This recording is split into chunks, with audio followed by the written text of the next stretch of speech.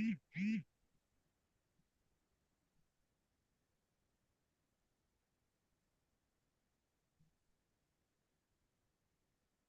കൃഷ്ണ. ഹരേ കൃഷ്ണ. ഓം നമോ ഭഗവതേ വാസുദേവായ. ഓം നമോ ഭഗവതേ വാസുദേവായ. ഓം നമോ ഭഗവതേ വാസുദേവായ. നാരായണം നമസ്കൃത്യം നരം ചൈവ നരോത്തമം ദേവീം സരസ്വതീം വ്യാസം തതോ ജയമുദീരയേത്. നഷ്ടപ്രായേഷ ഭദ്രേഷു നിത്യം ഭാഗവത സേവയാ ഭഗവത് ഉത്തമ ശ്ലോകേ ഭക്തിർഭവതി നൈഷ്ഠികേ. മൂകം കരോതി വാചാലം പങ്കും ലംഘയതേ ഗിരിം യത്കൃപാതമഹം വന്ദേ ശ്രീഗുരും ദീനതാരിണം ശ്രീചൈതന്യമീശ്വരം പരമാനന്ദമാധവം. ഓം അജ്ഞാനതിമിരാന്ധസ്യ ജ്ഞാനാഞ്ജനശലാകയാ ചക്ഷുരുന്മീലിതം യേന തസ്മൈ ശ്രീഗുരവേ നമഃ. ശ്രീചൈതന്യമനോഭീഷ്ടം സ്ഥാപിതം യേന ഭൂതലേ സ്വയം രൂപകഥാമഹ്യം ദദാതി സപദാന്തികം.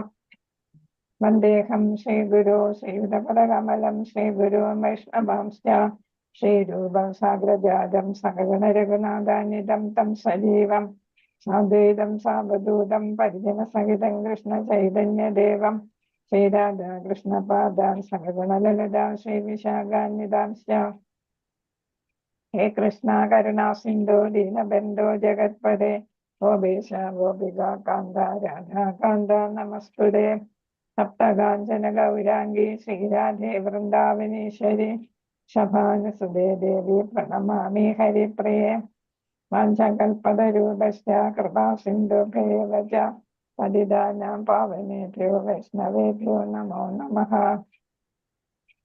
നമോ ഓം വിഷ്ണുപാദായ കൃഷ്ണപ്രേഷ്ഠായ ഭൂതലേ ശ്രീമതേ ജയപതാക സ്വാമിനിധി നാമിനെ നമാചാര്യപാദായ നിധൈകൃതപ്രദായിനെ ഗൗരകഥാധാമദായ നഗരഗ്രാമതാരിണെ.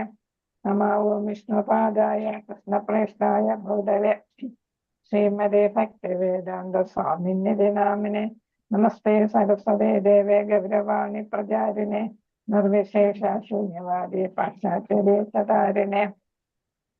ജയ ശ്രീകൃഷ്ണ ചൈതന്യ പ്രഭു നിത്യാനന്ദ ശ്രീ അദ്വൈത ഗദാധര ശ്രീവാസാദി ഗൗര ഭക്തവൃന്ദ. ഹരേ കൃഷ്ണ കൃഷ്ണ കൃഷ്ണ ഹരേ ഹരേ ഹരേ രാമ രാമ രാമ ഹരേ ഹരേ. ഹരേ കൃഷ്ണ കൃഷ്ണ കൃഷ്ണ ഹരേ ഹരേ ഹരേ രാമ രാമ രാമ ഹരേ ഹരേ.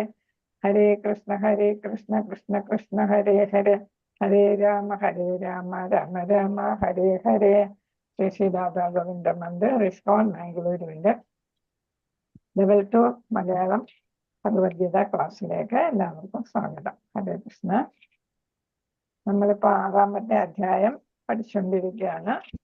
ഇന്നലെ പഠിച്ചത് എന്താണെന്ന് അറിയാമോ? ഇതിൽ ഏത് യോഗയെ കുറിച്ചാണ് ഇതിൽ പരാമർശിക്കുന്നത്? ഹരേ കൃഷ്ണ. സരിദേവി മാതാജി, ഇതിൽ ഏത് യോഗയെ കുറിച്ചാ പറയുന്ന? ഹരേ കൃഷ്ണ.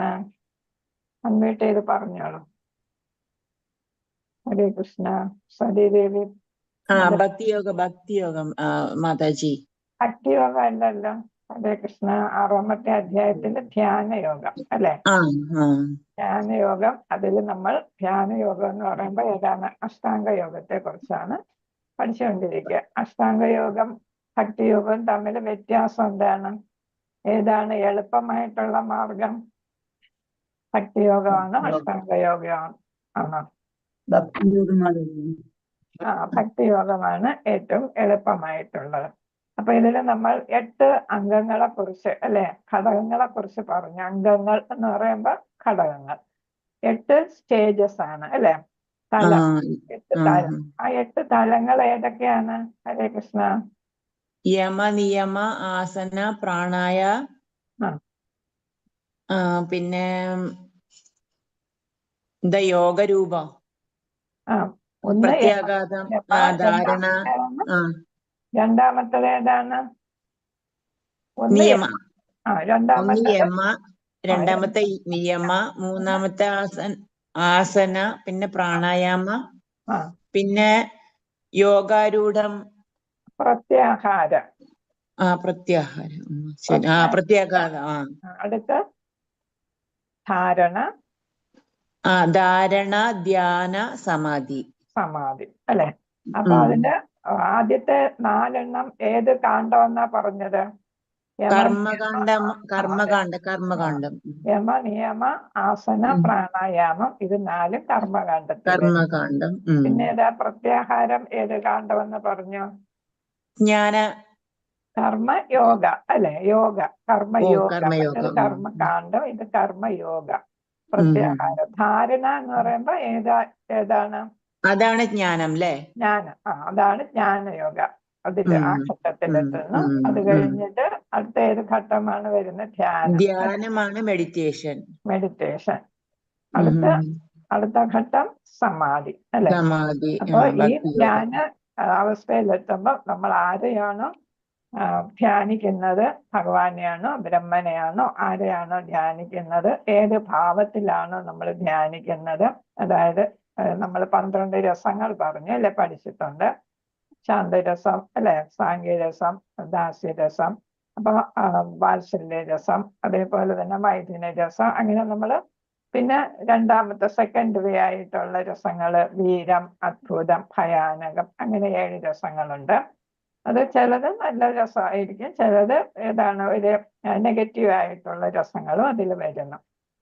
അപ്പൊ അതില് ഏത് രസത്തിലാണോ നമ്മൾ ഭഗവാനെ ധ്യാനിക്കുന്നത്, ഭഗവാനെയാണോ ബ്രഹ്മനെയാണോ പരമാത്മാവിനെയാണോ ആരെയാണ് ധ്യാനിക്കുന്നതെന്ന് വെച്ചാൽ അത് ആ അവസ്ഥയില് അതായിരിക്കും നമുക്ക് ലഭിക്കുക എന്നാണ്. ബ്രഹ്മനെയാണെങ്കിൽ നമുക്ക് എവിടെ എത്താം? ബ്രഹ്മജ്യോതിസിലായിരിക്കും നമ്മൾ എത്തപ്പെടുക. അതേസമയം പരമാത്മാവിനെ ആണെങ്കിൽ നമുക്ക് വിഷ്ണു ലോകത്തെത്താൻ പറ്റും. അത് ഭഗവാനെ ആണെങ്കിൽ നമുക്ക് എവിടെ എത്താനായിട്ട് സാധിക്കും? ഗോലോക വൃന്ദാവനത്തിലും എത്താനായിട്ട് സാധിക്കും. അതും ഏത് രസത്തിലാണ് നമ്മൾ ധ്യാനിക്കുന്നതെന്നും കൂടെ ഓർക്കണം. അപ്പോൾ ആ രസങ്ങളിൽ നമ്മൾ തിരഞ്ഞെടുക്കുന്ന രസം ധ്യാന അവസ്ഥയിൽ അതിലായിരിക്കും. അടുത്താണ് സമാധി. സമാധിയിലായിരിക്കും എല്ലാം തികഞ്ഞ ഒരവസ്ഥ എത്തുന്നത് അല്ലേ. പൂർണ്ണമായിട്ടും ഭൗതികതയിൽ നിന്ന് മുക്തി നേടി ഇന്ദ്രിയങ്ങളെയെല്ലാം നിയന്ത്രിച്ച് ഇന്ദ്രിയ അതീത അവസ്ഥയിലെത്തുന്നത് ഏതവസ്ഥയിലാണ്? സമാധിസ്ഥ അവസ്ഥയിലാണ് അല്ലെ.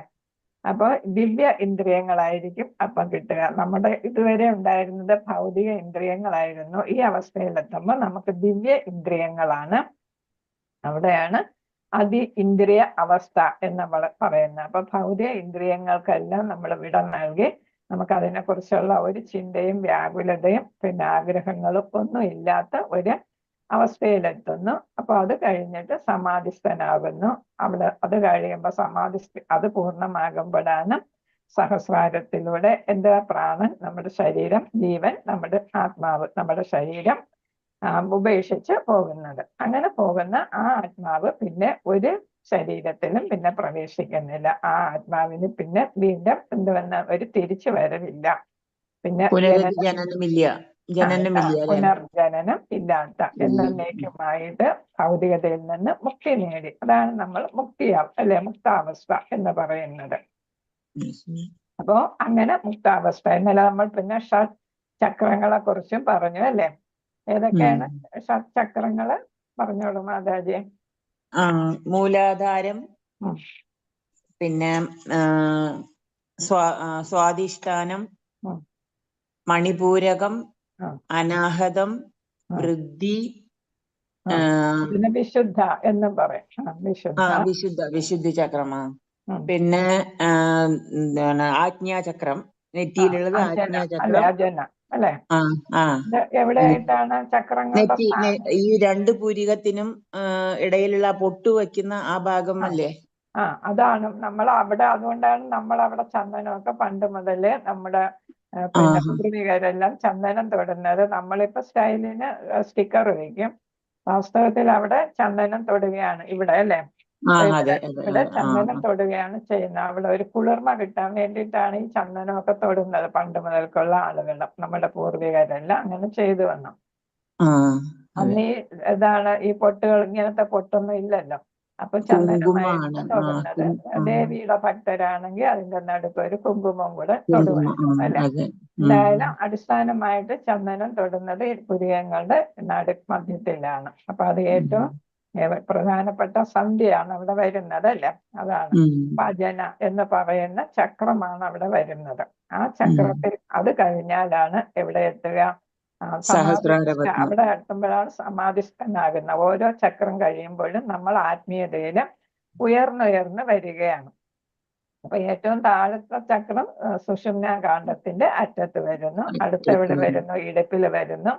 അത് കഴിഞ്ഞ് ഇടുപ്പ് കഴിയുമ്പോഴത്തേക്ക് നമ്മുടെ അബ്ഡമൻ അല്ലെ, പൊക്കിളിന് മേളിൽ, അബ്ഡമന്റെ മേളിലായിട്ട് മണിപൂരകം. അത് കഴിയുമ്പോൾ ഹൃദയഭാഗത്ത് ചെസ്റ്റിൽ വരുന്നു, പിന്നെ കണ്ഠത്തിൽ വരുന്നു, പിന്നെ അത് കഴിഞ്ഞാണ് ഈ രണ്ട് പുരികങ്ങൾക്കിടയിൽ വരുന്നത് നട്ടുച്ചി. അതാണ് സഹസ്രാരം എന്ന് പറയുന്നത്. അവിടെ കൂടെയാണ് പ്രാണൻ, യോഗികളുടെ പ്രാണൻ പുറത്തു പോകുന്നത്. യോഗസ്ഥനായിട്ടുള്ള ഒരു സന്യാസിയുടെ പ്രാണൻ പോകുന്നത് അവിടെ കൂടെയാണ്. അപ്പൊ ഇത്രയും ബുദ്ധിമുട്ടിയാണ് ഒരു യോഗി ഭഗവാനെ അല്ലെങ്കിൽ ബ്രഹ്മനെ അല്ലെങ്കിൽ പരമാത്മാവിനെ പ്രാപിക്കുക. അതേസമയം കൃഷ്ണാവബോധത്തിൽ പ്രവർത്തിക്കുന്നയാളിന് ഇതൊന്നും ആവശ്യമായിട്ട് വരുന്നില്ല. ഈ യമനിയമങ്ങൾ പാലിക്കണം. അത് പക്ഷെ ഈ യമനിയമം അല്ല അല്ലെ അതിൽ വരുന്നത്. അപ്പൊ ഇവിടെ എന്താണ്? നമ്മൾ ഇന്ദ്രിയങ്ങളെയൊക്കെ പിടിച്ചു നിർത്തേണ്ടി വരുന്നു. ബലം പ്രയോഗിച്ച് നമ്മൾ നിയന്ത്രിക്കുകയാണ് യോഗ ചെയ്യുന്നത്. അതേസമയം ഒരു കൃഷ്ണാവബോധത്തിൽ വരുന്നയാള് ഇന്ദ്രിയങ്ങളെ എന്ത് ചെയ്യുന്നു? ഭഗവാന് സമർപ്പിച്ച് ഭഗവത് സേവനത്തിന് വേണ്ടിയിട്ട് അവർ ഉപയോഗിക്കുന്നു. അപ്പൊ ഇത്രയാണ് നമ്മൾ ഇന്നലെ പഠിച്ചത്. അടുത്തത് മുൻപ് ലെവൽ 1 മണിഭൂഷിത മാതാജി പറഞ്ഞിട്ടുണ്ടായിരുന്നു. എവിടെയോ മറ്റേ ഒരു ലേഡി ഈ നമ്മളുടെ പൂർവികമായിട്ടുള്ള 83 ജന്മങ്ങളെ കുറിച്ചിട്ടുള്ളതെല്ലാം അവർക്ക് മനസ്സിലാക്കി. ഈ യോഗ ഈ ഇങ്ങനെയുള്ള മെഡിറ്റേഷനിൽ കൂടെ അവര് അങ്ങനെ ഇരുന്ന് മനസ്സിലാക്കിയിട്ടുണ്ടെന്ന്. 83 നമ്മളുടെ മുൻപത്തെ ജന്മങ്ങളെ 83 ജന്മങ്ങളെ കുറിച്ച് അവര് പഠിച്ചല്ലേ. അവർക്ക് കുറെ അധികം സിദ്ധികൾ കിട്ടുമല്ലോ. അത് വെച്ചിട്ട് അവർക്ക് എല്ലാം മനസ്സിലാക്കാനായിട്ട് സാധിക്കും. ശരി. 24ാമത്തെ ശ്ലോകം വായിച്ചോളൂ മാതാജി. ഹരേ കൃഷ്ണ. ഹരേ കൃഷ്ണ മാതാജി. ഹരേ കൃഷ്ണ മാതാജി. വായിച്ചോ. ഓം നമോ ഭഗവതേ വാസുദേവായ. സാ നിശ്ചയേന യോക്തവ്യോ യോഗോ അനിർവിണ്ണ ചേതസ സങ്കൽപ്പ പ്രഭവാൻ കാമസ്ത്യക്ത്വാ സർവാണം ശേഷദഃ. 25-26 കൂടെ വായിച്ചോളൂ മാതാജി. 25-26 അല്ലേ. മനസൈവേന്ദ്രിയ ഗ്രാമം വിനിയമ്യ സമന്തദഃ. 25 ശനൈരുപരമേത് ബുദ്ധ്യാ ധൃതി ഗൃഹീതയ ആത്മസംസ്ഥം മനഃകൃത്വാ ന കിഞ്ചിദപി ചിന്തയേത്. 26 യതോ നിശ്ചലതേ മനശ്ചഞ്ചലമസ്ഥിരം തതസ്തതോ നിയമൈ തദാത്മന്യവ വംശം നയേത്. ഹരേ കൃഷ്ണ മാതാജി. അപ്പൊ നമ്മൾ ഇനി പഠിക്കാൻ പോകുന്നത് ഒരു യോഗിയാകാനുള്ള യോഗ്യതകളെ കുറിച്ചാണ് ഇതില് പറയുന്നത്. ഈ 3 ശ്ലോകങ്ങളിൽ പറഞ്ഞത്. അപ്പൊ യോഗിയാകാൻ അത്ര എളുപ്പമല്ല. നിയമം ചെയ്യണം, പിന്നെ നിയമം ചെയ്യണം, പിന്നെ ആസനം നേരെ ചൊവ്വയുള്ള ഇരിപ്പ് വേണം. അതിനൊക്കെ നിയമങ്ങളുണ്ട് അല്ലേ. പിന്നെ നിശ്ചിത വ്യവസ്ഥകളുണ്ട്. അത് കഴിഞ്ഞിട്ട് പ്രാണായാമം ചെയ്യണം അല്ലെ. ഇത്രയും കഴിയുമ്പോഴത്തേക്ക് യോഗിയാകാനുള്ള യോഗ്യതയായിട്ട് വരുന്നുള്ളൂ. അപ്പൊ നേരത്തെ തന്നെ നമ്മൾ പറഞ്ഞു, വളരെ കൂടുതൽ ഭക്ഷിക്കുന്നവർക്കും വളരെ കുറച്ച് ഭക്ഷണം കഴിക്കുന്നവർക്കും ഒരു യോഗിയാകാനായിട്ട് സാധ്യമല്ല. കാരണം എന്താണ്? നമ്മുടെ ആരോഗ്യം നിലനിർത്തണം. അത് കൃഷ്ണാവബോധത്തിലുള്ള പ്രവർത്തനമാണെങ്കിൽ യോഗ ചെയ്യണമെങ്കിൽ നമുക്ക് ശാരീരികമായിട്ടുള്ള ആരോഗ്യം വേണം അല്ലെ. എന്നാലും നമുക്ക് മനസ്സിനെ നിയന്ത്രിക്കാനായിട്ട് പറ്റും.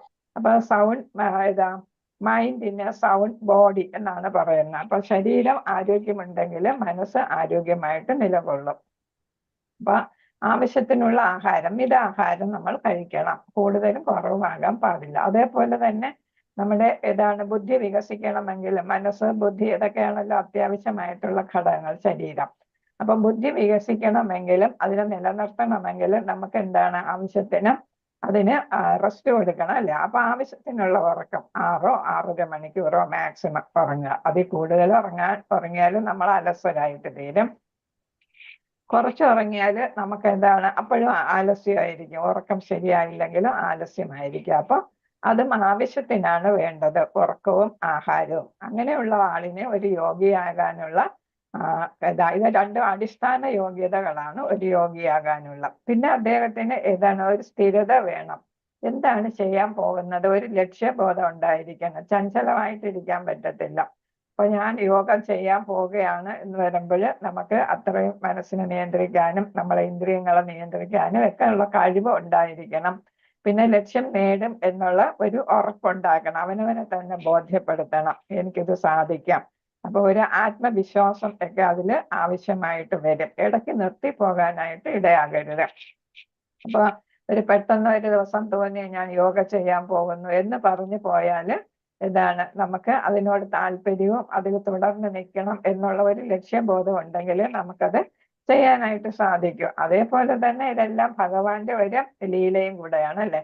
അപ്പൊ ഭഗവാനിൽ നമുക്ക് വിശ്വാസം വേണം. എല്ലാം ഭഗവാൻ ഇതെല്ലാം നമുക്ക് സാധിച്ചു തരും എന്നുള്ള ഒരു വിശ്വാസം ഉണ്ടെങ്കിൽ നമുക്ക് യോഗ ചെയ്യാനായിട്ട് സാധിക്കും. അപ്പൊ അവനവനിലും വിശ്വാസം, ഭഗവാനിലും വിശ്വാസം, പിന്നെ നമുക്കിത് പറഞ്ഞു തരുന്ന, നമുക്ക് വേണ്ട ഏതാണ് ഉപദേശങ്ങൾ തരുന്ന ഗുരുവിലും നമ്മൾ വിശ്വാസം ഉണ്ടായിരിക്കണം. അതേപോലെ തന്നെ അധികമായിട്ടുള്ള ഭൗതിക ആഗ്രഹങ്ങളൊക്കെ ഉള്ള ആളും ഒരിക്കലും യോഗിയാകാനായിട്ട് തയ്യാറെടുക്കരുത് എന്നാണ്. ഇന്ദ്രിയങ്ങളെയും മനസ്സിനെയും നിയന്ത്രിക്കാൻ പറ്റിയ ആളെ എന്തിന് പുറപ്പെടാവൂ, യോഗ ചെയ്യാനായിട്ട് പുറപ്പെടാവൂ എന്നാണ് ഇവിടെ പറയുന്നത്. അടുത്ത് പറയുന്ന ഏതാണ്, നിശ്ചയദാർഢ്യം ഉണ്ടായിരിക്കണം എന്നാണ്. ഒരു ഡിറ്റർമിനേഷൻ ഉണ്ടായിരിക്കണം, വിശ്വാസദാർഢ്യം. ഇതെനിക്ക് പൂർത്തിയാക്കാൻ സാധിക്കും എന്നുള്ള ഒരു സ്വയം ഒരു വിശ്വാസം ഉണ്ടായിരിക്കണം എന്നുള്ളതാണ്. വിശ്വാസദാർഢ്യം വേണം. നിശ്ചയേന എന്നാണ് ഇവിടെ ഭഗവത്ഗീതയിൽ കൊടുത്തിരിക്കുന്ന വാക്ക്. അപ്പൊ ഉറച്ച തീരുമാനം എടുത്ത് ആ ആളിനെ എന്ത് ചെയ്യാൻ പറ്റുള്ളൂ, ബുദ്ധിയോടെ മനസ്സിനെ എല്ലാം നിയന്ത്രിക്കാനായിട്ട് സാധിക്കും. ബുദ്ധിക്ക് ഇവിടെ ഒരു പ്രധാന സ്ഥാനമുണ്ട്. മനസ്സാണല്ലോ എല്ലാത്തിൻ്റെയും കേന്ദ്ര ബിന്ദു. ആഗ്രഹങ്ങളൊക്കെ വരുന്നത് എവിടെയാണ്, മനസ്സിലാണ് അല്ലെ. അപ്പൊ മനസ്സിനെയാണ് നമ്മൾ ഏറ്റവും അധികം നിയന്ത്രിക്കേണ്ടത്. എങ്കിൽ ബുദ്ധി ഉപയോഗിച്ച് നമുക്ക് എന്തിനെ നിയന്ത്രിക്കാം, ഇന്ദ്രിയങ്ങളെ നിയന്ത്രിക്കാനായിട്ട് സാധിക്കും. ആത്മാവില് മനസ്സിനെ ഉറപ്പിക്കാനായിട്ട് നമുക്ക് സാധിക്കണം. ഭൗതിക ചിന്തകളിൽ നിന്ന് ആത്മീയ ചിന്തയിലേക്ക്, നമ്മുടെ ആത്മാവിലേക്ക് മനസ്സിനെ ഉറപ്പിക്കാനായിട്ട് സാധിക്കണം. അപ്പൊ ഭൗതിക ചിന്തകൾക്കെല്ലാം നമ്മൾ വിട പറഞ്ഞാലേ നമുക്കൊരു യഥാർത്ഥ യോഗിയാകാനായിട്ട് സാധിക്കും. ഇനി 26-ാമത്തെ ശ്ലോകത്തിൽ ഇവിടെ പറയുന്നത് ഏതാണ്, കുരങ്ങിനെ പോലെ ചഞ്ചലമാകുന്ന സ്വഭാവമാണെങ്കിൽ ആ ആളിനും എന്ത് സാധിക്കത്തില്ല, യോഗിയാകാനായിട്ട് സാധിക്കത്തില്ല. നമ്മളിപ്പോ യോഗ ചെയ്യാൻ പോകുന്നു, കുറച്ച് കഴിയുമ്പോഴാണ് എൻ്റെ അമ്മ, എൻ്റെ അച്ഛൻ, അല്ലെങ്കിൽ എൻ്റെ ഭർത്താവ്, എൻ്റെ കുഞ്ഞുങ്ങൾ അവരെന്ത് ചെയ്യുന്നു എന്നൊക്കെയുള്ള ആലോചന വരുന്നത്. അപ്പൊ സ്വസ്ഥമായിട്ടിരുന്ന് യോഗ ചെയ്യാനുള്ള ഒരു തയ്യാറെടുപ്പ് ആയിട്ടില്ല എന്നാണ് അത് സൂചിപ്പിക്കുന്നത്.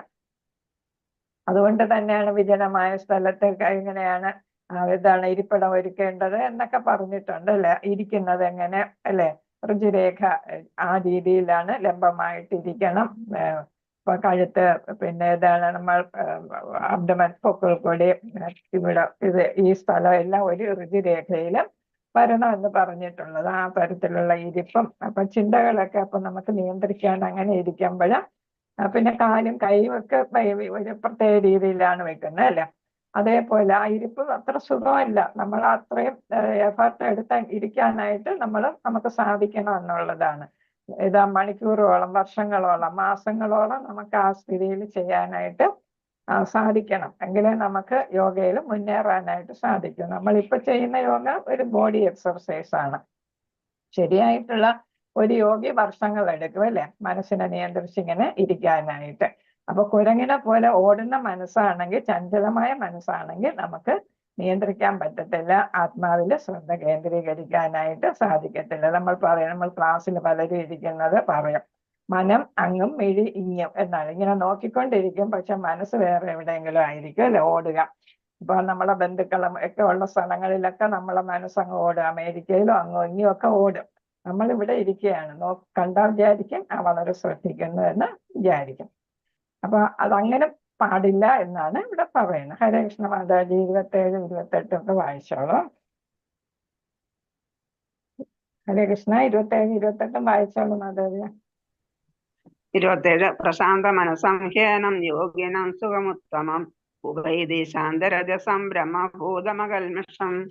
28 യുഞ്ജന്നേവം സദാത്മാനം യോഗി വിഗത കൽമഷഃ സുഖേന ബ്രഹ്മ സംസ്പർശമത്യന്തം സുഖമശ്നുതി. രേഷ്മതി. അപ്പൊ ഇവിടെ പറയുന്ന എന്നിൽ തന്നെ മനസ്സുറപ്പിച്ച യോഗി അതീന്ദ്രിയ ആനന്ദത്തിന്റെ പരമാവസ്ഥയിലെത്തുന്നു. അയാൾ രജോ ഗുണത്തിന് അതീതനാണ്, താനാണ് യഥാർത്ഥത്തിലെ പരമപുരുഷനാണ്. അപ്പൊ അദ്ദേഹവുമായി ഗുണത്തിൽ ഒന്നാണെന്ന് മനസ്സിലാക്കുന്നതിന് പൂർവ്വകർമ്മങ്ങളുടെ പ്രതികരണങ്ങളിൽ നിന്ന് മുക്തനാകുന്നു എന്നാണ് ഇവിടെ പറഞ്ഞിരിക്കുന്നത്. അപ്പൊ ഭഗവാനിൽ മനസ്സുറപ്പിക്കുകയാണെങ്കിൽ അദ്ദേഹത്തിന് എന്ത് ചെയ്യാനായിട്ട് സാധിക്കുന്നു? അതീന്ദ്രിയ ആനന്ദത്തിന്റെ ഉന്നത അവസ്ഥയിൽ എത്തിച്ചേരാനായിട്ട് സാധിക്കാം. അപ്പൊ ഭഗവാനെ നേരിട്ട് കാണാൻ പറ്റുന്ന ഒരു അവസ്ഥയാണ് ഈ ധ്യാനാവസ്ഥയും സമാധി അവസ്ഥയൊക്കെ, അല്ലെ? ആ അവസ്ഥയിലാണ് അദ്ദേഹം എന്താണ് ചെയ്യുന്നത്? പരമമായിട്ടുള്ള ശാശ്വതമായിട്ടുള്ള ആനന്ദം അനുഭവിക്കുന്നത്. പിന്നെ അദ്ദേഹത്തിന് ജ്ഞാനം കഴിഞ്ഞിട്ട് അങ്ങോട്ട് സമാധി, അല്ലെ? ധാരണ കഴിഞ്ഞിട്ടാണ് അദ്ദേഹം ധ്യാനാവസ്ഥയിലോട്ട് എത്തുന്നത്. ധാരണയുണ്ട്, ഭഗവാന്റെ അംശമാണ് ഞാൻ എന്നുള്ള ഒരു ബോധമുണ്ട്. ഗുണത്തിൽ ഞാൻ ഭഗവാനോട് ഒപ്പമാണ്, പക്ഷെ അളവിൽ തുല്യമല്ല എങ്കിലും ഭഗവാന്റെ ഗുണങ്ങളൊക്കെ എന്നിലുണ്ട്. ഞാൻ ഭഗവാന്റെ അംശമായതുകൊണ്ട് അദ്ദേഹത്തിന്റെ ഗുണങ്ങളൊക്കെ എന്നിലുമുണ്ട്. അപ്പൊ അതനുസരിച്ചാണ് അദ്ദേഹം ഭഗവാനില് മനസ്സൂന്നുന്നത്. അപ്പൊ മനസ്സ് ആത്മാവിലും പരമാത്മാവിലും ഒക്കെ സ്ഥാപിക്കാനായിട്ട് അദ്ദേഹത്തിന് സാധിക്കുന്നു. കാരണം ജ്ഞാനയോഗ കഴിഞ്ഞാണ് അദ്ദേഹം ഇതിലെത്തുന്നത്. ധാരണ എന്ന ജ്ഞാനയോഗ കഴിഞ്ഞിട്ടാണ് അദ്ദേഹം ധ്യാന അവസ്ഥയിലോട്ട് എത്തുന്നത്. അപ്പൊ അദ്ദേഹത്തിന് ആനന്ദം അനുഭവിക്കാൻ, ഭഗവാനാണെങ്കിലോ സച്ചിദാനന്ദനാണ്, അല്ലെ? ശാശ്വതമായിട്ടുള്ള ആനന്ദം അനുഭവിക്കുന്ന ആളാണ്.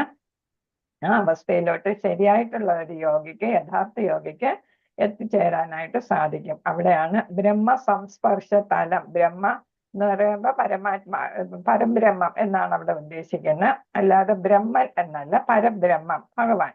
ആ പരബ്രഹ്മത്തിനെ സ്പർശിക്കാൻ സാധിക്കുന്നു എന്ന് വെച്ചാൽ ഭഗവാനെ കാണാനായിട്ട്, നേരിട്ട് ബന്ധം സ്ഥാപിക്കാനായിട്ട് സാധിക്കുന്ന ഒരവസ്ഥയാണ്. അപ്പൊ ഇതെല്ലാം നിരന്തര പരിശീലനത്തിലൂടെ മാത്രമേ ഇതൊക്കെ സാധിക്കൂ എന്നാണ് ഇവിടെ പറഞ്ഞിരിക്കുന്നത്. അപ്പൊ സദാ യോഗനിഷ്ഠനായി ഭൗതിക മാലിന്യങ്ങളിൽ നിന്ന് മുക്തി നേടി ഭഗവാന്റെ അതീന്ദ്ര സേവനമാകുന്ന പരമാനന്ദത്തിന്റെ അത്യുന്നതമായ അവസ്ഥയിലെത്തുന്നയാള് എങ്ങനെ എത്തി? അദ്ദേഹം എല്ലാ ഇന്ദ്രിയങ്ങളെയും മനസ്സിനെയും ബുദ്ധിയെയും ഒക്കെ നിയന്ത്രിച്ച് സ്ഥിര പരിശീലനത്തിലൂടെയാണ് അദ്ദേഹത്തിന്റെ ഹൃദയമെല്ലാം എന്താകുന്നത്? മാലിന്യ വിമുക്തം ആകുന്നത്. പല ജന്മങ്ങളായി സ്വരുക്കൂട്ടി വെച്ചിരിക്കുന്ന മാലിന്യങ്ങളെല്ലാം, പാപകർമ്മ ഫലങ്ങളെല്ലാം, അതേപോലെ പുണ്യ കർമ്മ ഫലങ്ങളെല്ലാം അദ്ദേഹത്തിന്റെ ആത്മാവിൽ നിന്ന് തുടച്ചു നീക്കപ്പെടുന്നു. അങ്ങനെ അതാണ് വിഗത കൽമഷ. അപ്പൊ എന്ന് വെച്ചാല് ഈ കൽമഷങ്ങളിൽ നിന്നും, ഇതിൽ നിന്ന്, ക്ലേശങ്ങളിൽ നിന്നെല്ലാം, മാലിന്യങ്ങളിൽ നിന്നെല്ലാം അദ്ദേഹത്തിന് മുക്തി കിട്ടുന്നു. അപ്പൊ പരമാത്മാവുമായിട്ട് സംസ്പർശത്തിൽ അദ്ദേഹം എത്തുന്നു. ആ അവസ്ഥയിലാണ് അദ്ദേഹത്തിന് പരമാനന്ദം അനുഭവിക്കാൻ. അപ്പൊ ഭൗതികതയുമായിട്ട് അദ്ദേഹത്തിന് ഒരു ബന്ധവും ഇല്ല. ഇവിടെ ഭൗതികതയിൽ ഭൗതിക ലോകത്ത് എന്ത് നടന്നാലും അദ്ദേഹം അത് അറിയുന്നില്ല എന്നുള്ള ഒരവസ്ഥയാണ്. അപ്പം ഇന്ദ്രിയങ്ങളെല്ലാം അദ്ദേഹം ഉൾവലിച്ചു, അല്ലെ? അപ്പൊ ഇന്ദ്രിയങ്ങളിലൂടെയാണല്ലോ നമ്മൾ കാണുന്നതും കേൾക്കുന്നതും എല്ലാം. അപ്പൊ ഇന്ദ്രിയങ്ങൾ അവിടെ ഉണ്ടെങ്കിലും അതൊക്കെ ഇപ്പൊ ദിവ്യ ഇന്ദ്രിയങ്ങളായിട്ട് മാറി. അതുകൊണ്ട് ഇവിടെ ഭൗതികതയിൽ നടക്കുന്നതൊന്നും അദ്ദേഹത്തെ ബാധിക്കുന്നില്ല. അദ്ദേഹത്തിന് ജീവൻ മുക്തൻ എന്ന് പറയുന്നു. അതായത് ഈ ജീവിതത്തിൽ തന്നെ ഭൗതികതയിൽ ജീവിക്കുമ്പോഴും അദ്ദേഹം ഏതവസ്ഥയിലാണ്? മുക്താവസ്ഥയിലാണ്. കാരണം എന്താ? ഇതൊന്നും അദ്ദേഹത്തിനെ ബാധിക്കുന്നില്ല. പരമാനന്ദം അനുഭവിച്ചുകൊണ്ടിരിക്കുന്ന ആളാണ്. അപ്പൊ അങ്ങനെയാണ് അഷ്ടാംഗ യോഗയിലൂടെ ഒരാള് ഏതവസ്ഥയിലെത്തുന്നത്? ബ്രഹ്മ സംസ്പർശ തലത്തിൽ എത്തുന്നത്. പരമാത്മാവുമായിട്ട് അല്ലെങ്കിൽ ഭഗവാനുമായിട്ട് ആരെയാണ് ചിന്തിക്കുന്നത്? അവരുമായിട്ട് ബന്ധത്തിൽ ഏർപ്പെടാനായിട്ട്, ബന്ധം സ്ഥാപിക്കാനായിട്ട് അദ്ദേഹത്തിന് സാധിക്കുന്നു. അപ്പൊ ഇത് അഷ്ടാംഗ യോഗയിലൂടെ നേടുന്നു. ഇത്രയും ബുദ്ധിമുട്ടൊന്നും നമുക്ക് കൃഷ്ണാവബോധ പ്രവർത്തനത്തില് വേണ്ടി വരത്തില്ല. ഭക്തിയോഗയില് കൃഷ്ണാവബോധ പ്രവർത്തനം ചെയ്താൽ, ഭഗവാനിൽ മനസ്സർപ്പിച്ച് ശരിയായിട്ടുള്ള ഭക്തിയിലെത്തി കഴിഞ്ഞാൽ നമുക്കത് നേടാവുന്നതേ ഉള്ളൂ എന്നാണ് ഇവിടെ ശ്രീല പ്രഭുപാദർ നമുക്ക് ഉപദേശം തരുന്നത്. സേവനത്താൽ, ഭഗവാന്റെ ഭക്തിയുത സേവനത്താൽ ഒരു ഭക്തന് ഭഗവാന്റെയും ഗുരുവിന്റെയും കാരുണ്യം കൊണ്ട് എളുപ്പത്തിൽ നേടാവുന്നതേ ഉള്ളൂ ഈ ബ്രഹ്മ സംസ്പർശം എന്നാണ് പറയുന്നത്. കാരണം ഭഗവാന്റെ തന്നെ അംശമാണ് ജീവാത്മാവ്. അപ്പൊ ഭഗവാൻ കാരുണ്യമൂർത്തിയാണ്. അദ്ദേഹത്തെ പ്രാപിക്കാൻ ഉദ്ദേശിക്കുന്നവരെല്ലാം അദ്ദേഹം എന്ത് ചെയ്യും, കൈകൊടുത്ത് മുന്നോട്ട് നയിക്കും അല്ലെ. അങ്ങനെ ആകുമ്പോഴും നമുക്ക് ഭക്തിയോഗയിലൂടെ തന്നെ പെട്ടെന്ന് ഇതൊക്കെ നേടാനായിട്ട് സാധിക്കും. ഇത്രയും നിയന്ത്രണങ്ങളൊന്നും ഇല്ല. നമ്മുടെ ഇന്ദ്രിയങ്ങളെ നിയന്ത്രിക്കേണ്ട, പകരം ഇന്ദ്രിയങ്ങളെ ഭഗവാന്റെ സേവനത്തിന് വേണ്ടിയിട്ട് ഉപയോഗിച്ചാൽ മാത്രം മതി എന്നാണ് ഇവിടെ പറയുന്നത്. ഹരേ കൃഷ്ണ മാതാജി 29-30 വായിച്ചോളൂ. ഹരേ കൃഷ്ണ. 29. സർവഭൂതസ്ഥമാത്മാനം സർവഭൂതാനി ചാത്മനി ഈശതേ യോഗയുക്താത്മാ സർവത്ര സമദർശനഃ. 30. യോ മാം പശ്യ സർവത്ര സർവം ച മയി പശ്യതി തസ്യാഹം ന പ്രണശ്യാമി സ ച മേന പ്രണശ്യതി. ഹരേ ഹരേ കൃഷ്ണ. കൃഷ്ണ. ഇവിടെ പറയുന്ന ഒരു യഥാർത്ഥ യോഗി സർവ്വജീവികളിലും എന്നെ കാണുന്നു, അയാൾ സർവ്വജീവികളെയും എന്നിൽ കാണുന്നു. ആത്മസാക്ഷാത്കാരം സിദ്ധിച്ചവൻ പരമപുരുഷനായ എന്നെ എവിടെയും കണ്ടെത്തും. നമ്മൾ എന്താണ് ഇതുണ്ട്, എവിടെ തിരിഞ്ഞെന്ന് നോക്കിയാലും അവിടെ എല്ലാം പൂത്ത മരങ്ങൾ മാത്രം എന്നുള്ളതിന് പകരം എന്താണ്, കൃഷ്ണനെ മാത്രം കാണുന്നു, കൃഷ്ണരൂപം മാത്രം എന്നുള്ളതാണ് നമ്മൾ അവിടെ ചേർക്കേണ്ടത്. എവിടെ തിരിഞ്ഞെന്ന് നോക്കിയാലും അവിടെ ആര് മാത്രമേ കാണുന്നുള്ളൂ, ശ്രീകൃഷ്ണന്റെ രൂപം അല്ലെങ്കിൽ ഭഗവാന്റെ രൂപം മാത്രമേ കാണുന്നുള്ളൂ എന്നാണ്. അപ്പൊ ഇവിടെ പറയുന്ന സർവ്വജീവികളിലും എന്നെ കാണുന്നു എന്നാണ് യഥാർത്ഥ യോഗി. എന്ന് വെച്ചാൽ എന്താണ്, എല്ലാവരിലും ഏത് ഒരു നായയാണോ, പന്നിയാണോ, മനുഷ്യനാണോ, അധമനാണോ, ചണ്ടാളനാണോ, അല്ലെങ്കിൽ ബ്രാഹ്മണനാണോ, ക്ഷത്രിയനാണോ, ആരെ കണ്ടാലും യഥാർത്ഥ യോഗി ആ ആളിന്റെ, ആ ജീവിയുടെ ഉള്ളിലിരിക്കുന്ന ആത്മാവിനെയും പരമാത്മാവിനെയും കാണുള്ളൂ. അതാണ്. അല്ലാതെ ആ ആളിന്റെ രൂപം, ആ ജീവജാലത്തിന്റെ രൂപമായിരിക്കത്തില്ല കാണുന്നത്. അതേപോലെ തന്നെ അയാൾ സർവ്വജീവികളെയും എന്നിലും കാണുന്നു. അതായത് ഭഗവാനില് ആരെ കാണുന്നു, എല്ലാ ജീവജാലങ്ങളെയും, ഭഗവാന്റെ സൃഷ്ടിയായ എല്ലാ ജീവജാലങ്ങളെയും ഭഗവാനിലും കാണുന്നു. അപ്പൊ എല്ലാ ജീവികളിലും ഭഗവാനെ കാണുന്നു, ഭഗവാനിൽ എല്ലാ ജീവജാലങ്ങളെയും കാണുന്നു. കാരണം എന്താണ്, ഭഗവാന്റെ അംശമാണ് ഓരോ ജീവജാലത്തിലും ഉൾക്കൊള്ളുന്ന ആത്മാവ് അല്ലെ. പരമാത്മ രൂപത്തിൽ ഭഗവാൻ അവിടെ കുടികൊള്ളുകയും ചെയ്യുന്നു. അങ്ങനെയാണ് ഒരു ആത്മസാക്ഷാത്കാരം സിദ്ധിച്ച ആള്. അപ്പൊ ഇവിടെ പറയുന്നത് ഈ 2 ശ്ലോകത്തിൽ ഒരു യഥാർത്ഥ യോഗിയുടെ വീക്ഷണം എങ്ങനെയായിരിക്കും, മനോഭാവം എങ്ങനെയായിരിക്കും, അയാൾ കാണുന്നത് എന്തായിരിക്കും എന്നാണ്. അപ്പൊ അതാണ് യഥാർത്ഥ യോഗി ഭഗവാനെ സകല ജീവികളിലും സകല ജീവികളെ ഭഗവാനിലും കാണുന്നു എന്നുള്ള. അപ്പൊ തുറന്ന പാശം ഏതാണ്, യശോദ മാതാവ് കണ്ടതുപോലെ എല്ലാം ആരിൽ കണ്ടു, ഭഗവാന്റെ വായി കണ്ടു അല്ലെ. മണ്ണ് തിന്ന കഥയൊക്കെ അറിയാമല്ലോ നമുക്ക്. അപ്പൊ തുറന്ന് കാണിച്ചപ്പം യശോദ മാതാവിനെയും അതേപോലെ ഉണ്ണിക്കണ്ണനെയും ഉൾപ്പെടെ എല്ലാവരെയും ആ കുഞ്ഞു വായില് കണ്ടു, ബ്രഹ്മാണ്ടം മുഴുവൻ കണ്ടു. അതാണ് എല്ലായിടത്തും ഭഗവാനെ കാണുന്നു. അതേപോലെ തന്നെ പ്രഹ്ലാദ രാജകുമാരനും എവിടെ നോക്കിയാലും ആരെ കണ്ടു, ഭഗവാനെയാണ് കാണുന്നത്. അതുകൊണ്ടാ പറഞ്ഞ തൂണിലും തുരുമ്പിലും ആര് സ്തുതി ചെയ്യുന്നുണ്ട്, ഭഗവാൻ സ്തുതി ചെയ്യുന്നു, എല്ലായിടത്തും സ്തുതി ചെയ്യുന്നു, സർവ വ്യാപി എന്നാണ് പറയുന്നത് അല്ലെ. അപ്പം മനുഷ്യരോ വിലകളോ മൃഗങ്ങളോ വൃക്ഷങ്ങളോ എന്നുള്ള ഒരു വ്യത്യാസവുമില്ല, എല്ലായിടത്തും ഭഗവാന്റെ സാന്നിധ്യമുണ്ട് എന്നാണ്. അപ്പൊ ഈ വിഭൂതികൾ ഭൗതിക ശക്തിയിലും ആധ്യാത്മിക ശക്തിയിലും, അതായത് നമ്മൾ വിഭൂതികളെ കുറിച്ച്, ഭഗവാന്റെ ശക്തികളെ കുറിച്ച് നമ്മൾ പഠിക്കും. അതൊക്കെ കാണാൻ പറ്റുന്നത് ആർക്കാണ്, ഒരു യഥാർത്ഥ യോഗിക്ക് മനസ്സിലാക്കാനായിട്ട് സാധിക്കും. അങ്ങനെ വരുമ്പോ എല്ലാവരിലും ഭഗവാന്റെ ശക്തിയാണ് കുടികൊള്ളുന്നത് എന്ന് ആ യോഗിക്ക് മനസ്സിലാകും. അപ്പൊ എല്ലാവരെയും സമഭാവനയോടെ കാണാനായിട്ട് പിന്നെ യോഗിക്ക് സാധിക്കും. അതാണ് ഇവിടെ പറയുന്നത്. അപ്പൊ എല്ലാവരെയും സമഭാവന, ചണ്ടാളനെന്നോ ഒരു ജീവിയെയും വ്യത്യാസമായിട്ട് കാണുന്നില്ല. എല്ലാം ഞാൻ തന്നെ, ഞാൻ എന്താണോ അത് തന്നെയാണ് അവരും എന്നാണ് ഒരു സമഭാവനാവസ്ഥ. അതാണ് ഒരു യഥാർത്ഥ യോഗിക്ക് കിട്ടുന്നത്. അപ്പൊ അങ്ങനെയുള്ള ആളിന് ഭഗവാന് ഒരിക്കലും നഷ്ടമാകത്തില്ല. ഭഗവാൻ ആ യോഗിയെ എന്ത് ചെയ്യുന്നില്ല, വിടുകയും ഇല്ല. യോഗിയാണെങ്കിലും ഭക്തനാണെങ്കിലും എന്ത് ചെയ്യത്തില്ല, അവരെ ഉപേക്ഷിക്കത്തില്ല, കൈവിടില്ല എന്നാണ്. അപ്പൊ എന്ത് ആപത്ത് വന്നാലും എന്ത് ആവശ്യം വന്നാലും ഉടനെ ആരെത്തും, ഭഗവാൻ ഓടിയെത്തും. നമ്മൾ കടലിൽ വീണാലും രക്ഷിക്കാനായിട്ട് അദ്ദേഹം ഗരുഡ വാഹനത്തിൽ ഓടിയെത്തും എന്നാണ്.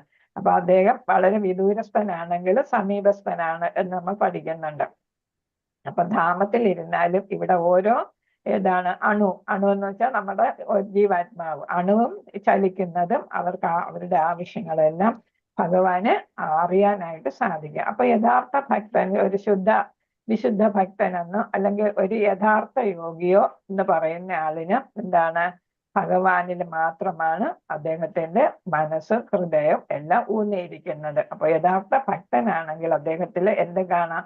കൃഷ്ണ പ്രേമം കാണാനായിട്ട് സാധിക്കും. അദ്ദേഹം പ്രേമാവസ്ഥയിലെത്തി. അവസാനത്തെ ഘട്ടമാണ് പ്രേമം എന്ന് പറയുന്നത്. എന്ന് വെച്ചാൽ പിരിഞ്ഞിരിക്കാൻ പറ്റാത്ത ഒരവസ്ഥ. നമുക്ക് ആരുടെങ്കിലും ഏറ്റവും അടുപ്പമുണ്ടെങ്കിലും ഇഷ്ടമുണ്ടെങ്കിൽ, അതിന് ഉദാഹരണം പ്രഭുപാദ കാമുകി കാമുകന്മാരെയാണ് കൊടുക്കാറ്.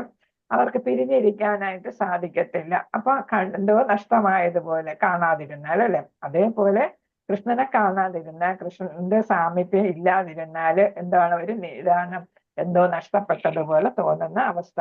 ആ അവസ്ഥയാണ് ഏതാണ്? കൃഷ്ണപ്രേമം എന്ന് പറയുന്നത്. അപ്പൊ ഭൗതിക ആസക്തി എന്തായിട്ട് മാറി?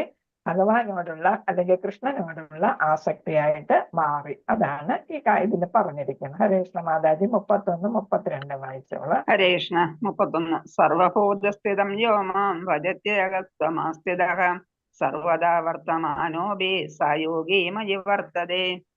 32. ആത്മോപമേന സർവത്ര സമം പശ്യതി യോ അർജുന സുഖം വാജതി വാ ദുഃഖം സായോഗീ പരമോ മദഃ. ഹരേ കൃഷ്ണ മാതാജി. അപ്പൊ ഇവിടെ 31 പറയുന്നു, ഞാനും പരമാത്മാവ് ഒന്ന് തന്നെ എന്ന് അറിഞ്ഞുകൊണ്ട് ആരാധ്യനായ പരമാത്മാവിന്റെ സേവനത്തെ മുഴുകിയ യോഗി ഏത് സന്ദർഭത്തിലും എന്നിൽ തന്നെ ജീവിക്കുന്നു. അപ്പം നമ്മള് ധ്യാനാവസ്ഥയിൽ ഭഗവാനെ കുറിച്ച് ചിന്തിക്കുന്ന ഒരു യോഗിയുടെ കാര്യമാണ് ഇവിടെ പറയുന്നത് കേട്ടോ. അപ്പൊ എന്താ ചെയ്യുന്നത്? അപ്പൊ അതിന്റെ മുന്നേ ജ്ഞാനാവസ്ഥയിൽ ആ യോഗി മനസ്സിലാക്കി ഞാനും പരമാത്മാവും ഒന്ന് തന്നെ, ഞാൻ പരമാത്മാവിന്റെ അംശമാണ്, അദ്ദേഹം വിഭു, ഞാനാണു എന്ന് മനസ്സിലാക്കുമ്പോൾ എന്ത് ചെയ്യുന്നു? ആ യോഗി പരമാത്മാവിന്റെ സേവനത്തിൽ മാത്രമേ മുഴുകുന്നുള്ളൂ. അപ്പൊ ഭഗവാനെ കുറിച്ച് മാത്രമേ ആ യോഗി ചിന്തിക്കുന്നുള്ളൂ എന്നാണ്. അങ്ങനത്തെ യോഗി എല്ലാ സന്ദർഭത്തിലും ആരിൽ ജീവിക്കുന്നു? ഭഗവാനില്. ശ്രീകൃഷ്ണ ഭഗവാനാണ് ഇവിടെ പറയുന്നത് എന്നിൽ തന്നെ ജീവിക്കുന്നു എന്നാണ് ഇവിടെ പറഞ്ഞിരിക്കുന്നത്. അപ്പൊ എന്താണ്? ഭഗവാനിൽ എന്ന് വെച്ചാൽ ഭൗതികമായിട്ടുള്ള വേറെ ചിന്തകളൊന്നും ഇല്ല അദ്ദേഹത്തിന്. ആതീന്ദ്രിയ ചിന്ത മാത്രമേ ഉള്ളൂ. കൃഷ്ണൻ എന്നുള്ള ആ ഭഗവാനെ കുറിച്ച് മാത്രം ചിന്തിച്ച് കൃഷ്ണപ്രേമത്തിൽ അദ്ദേഹം മുഴുകുന്നു. അദ്ദേഹത്തിന് എന്ത് സേവനം ചെയ്യാമോ ആ സേവനങ്ങളെല്ലാം അദ്ദേഹം ചെയ്യുന്നു. എപ്പോഴും ഭഗവാനിൽ ജീവിക്കുന്നു, ഭഗവാനിൽ മുഴുകുന്നു എന്നാണ്. അപ്പൊ ആ യോഗിക്ക്, ആ ഭക്തന് എന്ത് കാണത്തില്ല? ത്രിവിധ ക്ലേശങ്ങളൊന്നും കാണത്തില്ല. ത്രിവിധ ക്ലേശങ്ങൾ ഏതൊക്കെയാണെന്ന് അറിയാമോ? ഹരികൃഷ്ണ. ആദി ഭൗതികം, പിന്നെ ഏതാണ്? ആദി ഭൗതികം. ഹരികൃഷ്ണ പറഞ്ഞോളൂ. ആധ്യാത്മികം, ആദി ഭൗതികം, ആദി ദൈവികം. അങ്ങനെ 3 ക്ലേശങ്ങളാണ്. താപത്രയം എന്നാണ് പറയുന്നത്. താപത്രയം. അപ്പൊ ഇതിനെ കുറിച്ചൊക്കെ നമ്മൾ ഭാഗവതത്തിലൊക്കെ പറയുന്നുണ്ട്. 1-ാം സ്കന്ധത്തിൽ തന്നെ പറയുന്നുണ്ട്. അപ്പൊ 3 തരം ക്ലേശങ്ങളാണ് നമ്മൾ പ്രകൃതിയിൽ നമുക്ക് വന്നാൽ ഈ 3 തരം ക്ലേശങ്ങൾ ഉണ്ടാകും. അതിൽ ആധ്യാത്മികം എന്ന് പറയുന്നത് നമ്മളുടെ ഓരോ പ്രവർത്തികളാൽ തന്നെ നമുക്ക് വന്നുപെടുന്ന ക്ലേശങ്ങളാണ്. നമ്മുടെ മനസ്സും നമ്മുടെ ആഗ്രഹങ്ങളും അതേപോലെ നമ്മുടെ ബുദ്ധിയും ഒക്കെ ഉപയോഗിക്കുമ്പോൾ നമുക്ക് തന്നെ ദോഷങ്ങൾ വരുന്നതിനാണ് ഇതെന്ന് പറയുന്നത് ആധ്യാത്മികം എന്ന് പറയുന്നത്. ആദി ഭൗതികം എന്ന് പറയുന്നത് മറ്റ് ജീവജാലങ്ങൾ കൊണ്ട് നമുക്ക് എന്തെങ്കിലും ഉപദ്രവം വരികയാണെങ്കിൽ, ഇപ്പൊ മൃഗങ്ങളോ അല്ലെങ്കിൽ മനുഷ്യരോ അങ്ങനെ എന്തെങ്കിലും മറ്റ് ഇപ്പൊ കൊതുക് കടിച്ചാലും അത് ആദി എന്തായിട്ട് മാറുന്നു? ഭൗതികമായിട്ട് മാറുന്നു. ഒരു വണ്ട് വന്ന് കടിച്ചു അല്ലെങ്കിൽ ഒരു തേനീച്ച വന്ന് കടിച്ചാലും പഴുതാര കടിച്ചാലും എല്ലാം ആദി ഭൗതികം. അത് ചെറിയ ഉദാഹരണം പറഞ്ഞതന്നെ ഉള്ളൂ. അപ്പൊ ഏത് തരം വിഷമങ്ങൾ നമുക്കുണ്ടാകുന്നു അതൊക്കെ ഏതായിട്ട് മാറുന്നു? ആദി ഭൗതികം, മറ്റ് ജീവജാലങ്ങളെ കൊണ്ട് നമുക്കുണ്ടാകുന്നത്. അത് കഴിഞ്ഞിട്ട് ആദി ദൈവികം, അതായത് നമുക്ക് തടുക്കാൻ പറ്റാത്ത ഇപ്പൊ ദേവതമാരെ കൊണ്ടോ അല്ലെങ്കിൽ ഭൂതപ്രേതാദികളെ കൊണ്ടോ, സ്പിരിറ്റ്സ് എന്നൊക്കെ നമ്മൾ പറയത്തില്ലേ, അവരാൽ ഉണ്ടാകുന്ന ക്ലേശങ്ങൾ, അതിനെ നമ്മൾ ആദി ദൈവികം എന്ന് വെച്ചാൽ മനുഷ്യനതീതമായിട്ടുള്ളതാണ് ആദി ദൈവികം. അങ്ങനെ വരുന്ന 3 തരം ക്ലേശങ്ങൾ, അത് പ്രകൃതിയിൽ നമ്മൾ ജീവിക്കുമ്പോൾ നമുക്ക് ഈ ക്ലേശങ്ങളൊക്കെ വരും. അതുകൊണ്ട് അതിനെ നമ്മൾ പറയുന്ന താപം എന്ന് പറയുമ്പോൾ ക്ലേശം. ത്രയം 3 തരം ക്ലേശങ്ങൾ, താപത്രയങ്ങളൊന്നും ഒരു യഥാർത്ഥ യോഗിക്ക് അല്ലെങ്കിൽ യഥാർത്ഥ ഭക്തന് സമാധിസ്ഥനാകാനോ അല്ലെങ്കിൽ ധ്യാനാവസ്ഥയിലെത്തുന്ന ഒരു യോഗിക്ക് ധ്യാനം അതിന്റെ മൂർധന്യ അവസ്ഥയിൽ ആരാലും പ്രകോപിതനാകാത്ത ഒരു യോഗിയാണ് പറയുന്നത്. മെഡിറ്റേഷൻ അവസ്ഥയിൽ ഇരുന്നിട്ട് വിശ്വാമിത്രൻ എന്ത് ചെയ്തു? മേനകയുടെ സൗന്ദര്യത്തിൽ വീണുപോയല്ലേ? അങ്ങനെയുള്ള യോഗിയല്ല ഒരു യഥാർത്ഥ യോഗിയെ കുറിച്ച് പറയുന്നതാണ്. അപ്പൊ ഈ പ്രവർത്തനങ്ങളൊന്നും അവരെ ബാധിക്കത്തില്ല എന്നാണ് പറയുന്നത്. അപ്പൊ എന്താണ്, എല്ലാവർക്കും എന്താണ്, ഒരു കൃഷ്ണാവബോധത്തിലുള്ള ഒരു യഥാർത്ഥ ഭക്തനാണെങ്കിൽ, യോഗിയുടെ സ്ഥാനത്ത് ഒരു യഥാർത്ഥ ഭക്തനാണെങ്കിൽ ഭഗവാനെ കുറിച്ചുള്ള കാര്യങ്ങൾ മറ്റുള്ളവർക്ക് ഉപദേശിച്ചു കൊടുക്കുകയും എങ്ങനെയാണ് കൃഷ്ണാവബോധത്തിൽ ഭക്തിയുടെ സേവനം ചെയ്യാമെന്നെല്ലാം എല്ലാവർക്കും പറഞ്ഞു കൊടുക്കുകയും അവരെ അതിന് സഹായിക്കുകയും പരിശീലിപ്പിക്കുകയും ഒക്കെ ചെയ്യും. അങ്ങനെ തൻ്റെ കൂടെ എല്ലാവരെയും കൂടെ കൊണ്ടുപോകാനായിട്ട് ശ്രമിക്കും. ബഹുജനഹിതായ ബഹുജന സുഖായ. ഞാൻ ഒറ്റയ്ക്ക് ഇത് അനുഭവിക്കേണ്ട, കൃഷ്ണപ്രേമ അനുഭവിക്കേണ്ട, അതൊരു സ്വാർത്ഥതയാവും, സമഭാവന അല്ലാതായിട്ട് മാറും അല്ലെ?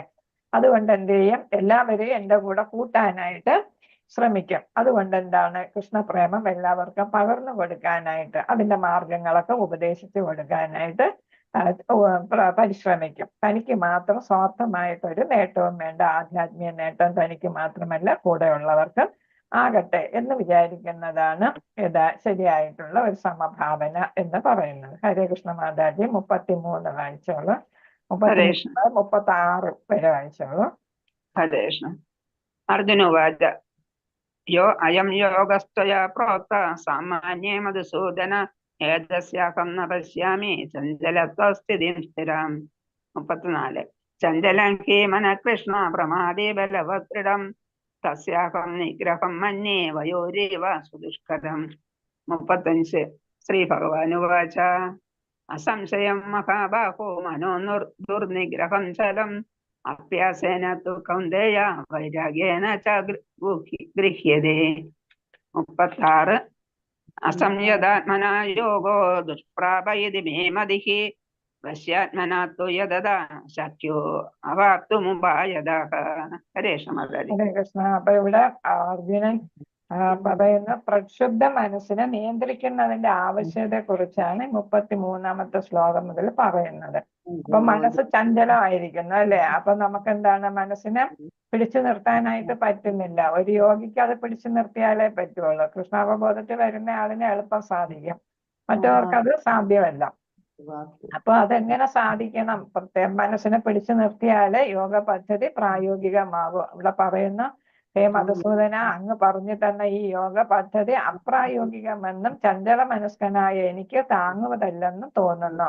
അപ്പൊ അർജുനെ പോലുള്ള സ്വന്തം ബന്ധുക്കളെയൊക്കെ കണ്ടപ്പോ തന്നെ ഒരു ആരാണ് ക്ഷത്രിയനായിട്ട് പോലും പറഞ്ഞു, എനിക്ക് യുദ്ധം ചെയ്യാൻ പറ്റുന്നില്ല, എന്റെ കൈ വിറയ്ക്കുന്നു, കാല് വിറയ്ക്കുന്നു, ഗാന്ധീവൻ താഴെ വീഴുന്നു എന്നൊക്കെ പറഞ്ഞു അല്ലെ? അപ്പൊ അങ്ങനെയുള്ള ഒരു ചഞ്ചല മനസ്കനായ അർജുനനത് സാധ്യമല്ല എന്നാണ് മധു എന്ന അസുരനെ വധിച്ച ആള്. അപ്പൊ അങ്ങനെ പറയുകയാണ്, ഈ യോഗ പദ്ധതി എനിക്ക് പറ്റുന്നതല്ല, അത് നമുക്കും പറ്റുന്നതല്ല എന്ന് നമുക്കും ബോധ്യമായല്ലേ, മനസ്സിലാക്കി കഴിഞ്ഞപ്പോഴും. അപ്പൊ ഇവിടെ പറയുന്നു, എന്റെ മനസ്സ് ചഞ്ചലമാണ്, പ്രക്ഷുബ്ധമാണ്, വഴങ്ങാത്തതാണ്, ബലമേറിയതുമാണ് കൃഷ്ണ. അതിനെ നിയന്ത്രിക്കുന്നത് കാറ്റിനെ പിടിച്ചു നിർത്തുന്നതിനേക്കാൾ പ്രയാസമാണ്. ഇവിടെ ബലമേറിയതെന്ന് പറയുന്നത് മനസ്സാണ് എല്ലാം തീരുമാനമെടുക്കുന്നത്. അതിന് നമ്മുടെ വഴിക്ക് വഴങ്ങണം അല്ലെ? നമ്മളുടെ ഇച്ഛ അനുസരിച്ച് അതിനെ നിയന്ത്രിച്ച് കൊണ്ടുവരണം. അത് വഴങ്ങത്തില്ല, അത്രയ്ക്ക് ആഗ്രഹങ്ങൾ കൊണ്ട് നിറയ്ക്കുന്നതാണ് മനസ്സ്. അതുകൊണ്ട് അതിനെ നിയന്ത്രിക്കുന്നത് ബുദ്ധിമുട്ടാണ് എന്നാണ് പറയുന്നത്. എപ്പോഴും എന്താണ്, ആഗ്രഹങ്ങൾ കൊണ്ട് പ്രക്ഷുബ്ധമാകുന്നതാണ്, അത് ചഞ്ചലമാണ്. ഒരു നല്ലത് കാണുമ്പോൾ ഉടനെ അങ്ങോട്ട് പോകും, ചീത്തയാണെന്നും അറിയാതെ അതിന്റെ പുറകെ പോകും അല്ലെ? അപ്പൊ നമ്മൾ ആഗ്രഹങ്ങൾ ഓരോരുത്തർക്കും ഓരോ തരം ആഗ്രഹങ്ങളായിരിക്കും. ചിലക്ക് വലിയ വലിയ ആഗ്രഹങ്ങളായിരിക്കും. സാധിക്കാൻ പറ്റാത്ത ആഗ്രഹം ആകുമ്പോൾ അത് നമ്മുടെ മനസ്സ് പ്രക്ഷുബ്ധമാകും, നമുക്ക് കോപം ഒക്കെ വരും അല്ലെ? അപ്പൊ ദേഷ്യവും അത് കഴിഞ്ഞിട്ട് അതിൽ നിന്ന് നമ്മുടെ പെരുമാറ്റം എല്ലാം മാറും. നമ്മൾ എന്താണ് പ്രവർത്തിക്കുന്നതെന്ന് നമുക്ക് തന്നെ അറിഞ്ഞുവിടാത്ത ഒരവസ്ഥ. അതെല്ലാം കാരണക്കാരനാരാണ്? ഈ മനസ്സാണ്. അതിനെ നിയന്ത്രിക്കാൻ നമുക്ക് പറ്റുന്നില്ല, ബലമേറിയതാണ്. അപ്പൊ അർജുനൻ പറയുന്നു, എനിക്ക് കാറ്റിനെ വേണമെങ്കിൽ പിടിച്ചു നിർത്താം. കാറ്റിനെ ആർക്കെങ്കിലും പിടിച്ചു നിർത്താൻ പറ്റുമോ? വായുവിനെ നമുക്ക് നിയന്ത്രിക്കാൻ പറ്റുമോ? കാറ്റ് വായുവല്ല ആണല്ലോ, വായുവിന്റെ ചലനമാണ് കാറ്റെന്ന് പറയുന്നത്. അപ്പൊ നമുക്ക് വായുവിനെ നിയന്ത്രിക്കാൻ പറ്റുമോ? അപ്പം അത്രയ്ക്ക് ബുദ്ധിമുട്ടാണ്. അർജുനൻ പറയുന്ന, ഒരുപക്ഷെ വായുവിനെ പിടിച്ചു നിർത്താം, കാറ്റിനെ പിടിച്ചു നിർത്താം, പക്ഷെ എനിക്ക് എന്റെ മനസ്സിനെ പിടിച്ചു നിർത്താൻ പറ്റില്ല എന്നാണ് ഇവിടെ പറയുന്നത്. അപ്പൊ അർജുനൻ പറയുന്നത് ഇവിടെ എന്താണ്, സമഭാവന ചിലപ്പോൾ മിത്രങ്ങളോടും നിഷ്പക്ഷമായി നിൽക്കുന്നവരോടൊത്തും സാധിക്കും. നമുക്കിപ്പോ നമ്മുടെ സുഹൃത്തുക്കളാണെങ്കിൽ അവരെടുത്ത് ഒരു സമഭാവന ഉണ്ടാവും അല്ലെ, അവരും നമ്മളും ഒന്ന് തന്നെ എന്നുള്ള ഒരു തോന്നൽ. അതേസമയം ശത്രുക്കളോട് നമുക്ക് ആ സമഭാവന കാണിക്കാൻ പറ്റുമോ? അപ്പൊ നമ്മൾക്ക് ഇഷ്ടമുള്ള സാധനം ഒരു ശത്രുവിന് കൊടുക്കണമെന്ന് വെച്ചാൽ നമ്മൾ കൊടുക്കുവോ സമഭാവന? അവന് ഞാനും തുല്യമാണ്, അല്ലെങ്കിൽ അവളും ഞാനും തുല്യമാണ് എന്ന് പറഞ്ഞു കൊടുക്കാൻ പറ്റുമോ? ഇല്ല, നമ്മുടെ മനസ്സത് അനുവദിക്കത്തില്ല. അതുകൊണ്ടാണ് മനസ്സിനെ നിയന്ത്രിക്കാൻ പറ്റത്തില്ല എന്ന് പറയുന്നത്. അപ്പം അത് തന്നെ താൽക്കാലികം. എപ്പോഴെപ്പോഴും കൊടുക്കാൻ പറ്റുമോ? സുഹൃത്താണെന്ന് വെച്ചിട്ട് മിത്രത്തിന് എല്ലാ കാര്യങ്ങളും നമുക്ക് സാധിച്ചു കൊടുക്കാൻ പറ്റുമോ? ഇല്ല, പരിമിതികളുണ്ട്. നമുക്ക് ഇഷ്ടപ്പെട്ടതെല്ലാം മിത്രത്തിന് വേണമെന്ന് പറഞ്ഞാൽ കൊടുക്കാൻ പറ്റത്തില്ല. അതും അപ്പൊ താൽക്കാലികമാണ്. അപ്പൊ സ്ഥിരമായിട്ട് മിത്രമാണെങ്കിൽ പോലും നിഷ്പക്ഷമായിട്ട് നിൽക്കുന്നവരെ പോലും നമുക്ക് സമഭാവനയോടെ കാണാൻ പറ്റത്തില്ല. പിന്നെ ശത്രുവിന്റെ കാര്യം പറയേണ്ടതുണ്ടോ എന്നാണ്. അപ്പൊ ഇതൊട്ടും പ്രാവർത്തികമല്ല. അപ്പൊ ഈ പദ്ധതി, യോഗ പദ്ധതി തനിക്ക് ഒട്ടും ചേരുന്നതല്ല എന്ന് അർജുനൻ പറഞ്ഞ് കൈയൊഴിയുന്നു എന്നാണ്. ഇവിടെ കാറ്റിനെ പിടിച്ചു നിർത്താം, പക്ഷെ എനിക്കിത് സാധിക്കത്തില്ല. ഇവിടെ നമ്മള് 34ാമത്തെ ശ്ലോകത്തിൽ നമ്മളൊരു ഭൗതിക ദേഹമാണ് രഥത്തിൽ, ഇതൊരു രഥകൽപ്പന ആണ് ഇവിടെ പറഞ്ഞിരിക്കുന്നത്. മനുഷ്യന് മനോനിയന്ത്രണം പ്രയാസമുള്ളതെന്ന് മനസ്സിലാക്കാൻ വേണ്ടി നമ്മുടെ ശരീരത്തെ ഒരു രഥമായിട്ട് സങ്കല്പിക്കുകയാണ്. അപ്പൊ ഭൗതിക ദേഹം എന്താണ്? രഥമാണ്. ഇന്ദ്രിയങ്ങളാണെങ്കിലോ അതിലെ കുതിരകൾ. ഇവിടെ പടം ഉണ്ടല്ലോ, നമ്മൾ ഈ രഥം നമ്മുടെ ഭൗതിക ശരീരമാണ്. ഈ രഥം, അതിലെ ഇന്ദ്രിയങ്ങളാണ് ഈ കുതിരകൾ. ഈ കുതിരകളെ നിയന്ത്രിക്കുന്നത് ഏതാണ്? ഈ കടിഞ്ഞാണുണ്ട്. ഈ കടിഞ്ഞാൺ എന്താണ്? മനസ്സ് എന്ന് വിചാരിക്കുക. മനസ്സിനെ ഇവിടെ മനസ്സാകുന്ന ഈ കടിഞ്ഞാണിനെ നിയന്ത്രിക്കാനായിട്ട് ഇവിടെ സാരഥി ഉണ്ട് അല്ലെ, ബുദ്ധി ആണ് സാരഥി. അപ്പൊ ബുദ്ധി എന്താണ്? ഈ ബുദ്ധിയെ നിയന്ത്രിക്കാനായിട്ട് ഇവിടെ യാത്രക്കാരനായിട്ട് ഇവിടെ അർജുനനെ കൃഷ്ണനും ആകുമ്പോൾ ലെവല് വ്യത്യാസമാണ്. ഇവിടെ ഭഗവാനാണ് ബുദ്ധി ഉപദേശിച്ചു കൊടുക്കുന്നത്. സാധാരണയാണെങ്കിലും തേരാളി നമ്മൾ ഡ്രൈവർ ഉദ്ദേശിച്ചാൽ മതി. ഡ്രൈവറെ നമ്മൾ പറയുന്നിടത്താണ് ഡ്രൈവർ പോകുന്നത് അല്ലെ. കാറിലൊക്കെ പോവുകയാണെങ്കിൽ ഡ്രൈവർ, ഓട്ടോറിക്ഷ ആണെങ്കിൽ നമ്മൾ നിർദ്ദേശിക്കും ഇന്നിടത്ത് പോകണം. അപ്പം ഡ്രൈവർ എന്താണ്? ബുദ്ധിയാണ്. നമ്മൾ ആരാണ്? യാത്രക്കാരൻ ആരാണ്? ആത്മാവാണ്. അപ്പൊ ആത്മാവും ബുദ്ധിക്ക് പറയും എന്നത് ചെയ്യുക എന്ന് പറയുമ്പോൾ ബുദ്ധി അതിനനുസരിച്ച് ഈ മനസ്സിനെ നിയന്ത്രിക്കും. ആ മനസ്സ് നമ്മുടെ ഇന്ദ്രിയങ്ങളെ നിയന്ത്രിക്കും. അതാണ് ഇവിടെ ഇപ്പൊ കാണിച്ചിരിക്കുന്നത്. അപ്പൊ ഇന്ദ്രിയങ്ങളാകുന്ന കുതിരകളും കുതിരകളെ നിയന്ത്രിക്കുന്ന കടിഞ്ഞാണാകുന്ന മനസ്സും കടിഞ്ഞാണിനെ നിയന്ത്രിക്കുന്ന ബുദ്ധിയാകുന്ന സാരഥിയും സാരഥിക്ക് ഡയറക്ഷൻ കൊടുക്കുന്ന ആത്മാവും. അതാണ് രഥകൽപ്പന എന്ന് പറയുന്നത്. അതാണ് ഇവിടെ കൊടുത്തിരിക്കുന്നത്. അങ്ങനെ നമ്മൾ എന്ത് ചെയ്യുന്നു? നമ്മൾ ആത്മാവ് ബുദ്ധിയെ നിയന്ത്രിക്കുന്നു, ബുദ്ധി മനസ്സിനെ നിയന്ത്രിക്കുന്നു, മനസ്സ് കടിഞ്ഞാണിനെ ആത്മാവ് ബുദ്ധിയെ നിയന്ത്രിക്കുന്നു, ബുദ്ധി മനസ്സിനെ നിയന്ത്രിക്കുന്നു, മനസ്സെന്ത് ചെയ്യുന്നു? ഇന്ദ്രിയങ്ങളെ നിയന്ത്രിക്കുന്നു. അപ്പൊ ഇതിൽ ഏറ്റവും ഉന്നതത്തിൽ നിൽക്കുന്ന ആരാണ്? ഇന്ദ്രിയങ്ങളാണോ പിന്നെ ഈ ആത്മാവാണോ? ഹരേ കൃഷ്ണ. ഹരേ കൃഷ്ണ. ആരാണ് ഏറ്റവും മുകളിൽ? ഉന്നതൻ ആരാണ്? ആത്മാവ്. ആത്മാവ്. ഏറ്റവും താഴെ ഏതാണ്? ഇന്ദ്രിയങ്ങൾ അല്ലെ. ഇന്ദ്രിയങ്ങൾ ഏറ്റവും താഴെ. അപ്പൊ ഇന്ദ്രിയങ്ങളെക്കാൾ ശ്രേഷ്ഠം ഏതാണ്? മനസ്സ്. മനസ്സിനേക്കാൾ ശ്രേഷ്ഠം ബുദ്ധി. ബുദ്ധിയേക്കാൾ ശ്രേഷ്ഠം ഏതാണ്? ആത്മാവ്. അപ്പൊ ആത്മാവ് വിചാരിച്ചാൽ എല്ലാത്തിനെയും നിയന്ത്രിക്കാൻ സാധിക്കും അല്ലെ. ബുദ്ധിയിലൂടെ മനസ്സിലൂടെ ഇന്ദ്രിയങ്ങളെ നിയന്ത്രിക്കാം. അപ്പൊ ഭൗതികതയിൽ നിന്ന് മോചനം നേടാനായിട്ട് അത് സാധിക്കും. ഇതിനെ നമ്മൾ പറയുന്ന രഥകൽപ്പന. രഥം ആയിട്ട് നമ്മുടെ ശരീരത്തിനെ കാണുന്നു. അപ്പൊ ശരീരം ഏതാണ്? ആത്മാവിന്റെ നിയന്ത്രണത്തിൽ നിൽക്കും. ഇപ്പൊ പക്ഷെ നമ്മൾ പലപ്പോഴും ഭൗതികതയെ വരുമ്പോൾ നമ്മൾ വിചാരിക്കും നമുക്ക് ആത്മാവിനെ കുറിച്ച് നമ്മൾ ഒരിക്കൽ പോലും ചിന്തിക്കത്തില്ല. ഞാൻ ഈ ശരീരമാണ്, ഞാൻ എന്ന് പറയുന്നത് ഈ ശരീരം എന്ന് വിചാരിക്കും. പകരം എന്താ വിചാരിക്കേണ്ടത്? ഞാൻ എന്താണ്? ആത്മാവാണ്, ഭഗവാന്റെ അംശമാണ് എന്നാണ് നമ്മൾ ചിന്തിക്കേണ്ടത്.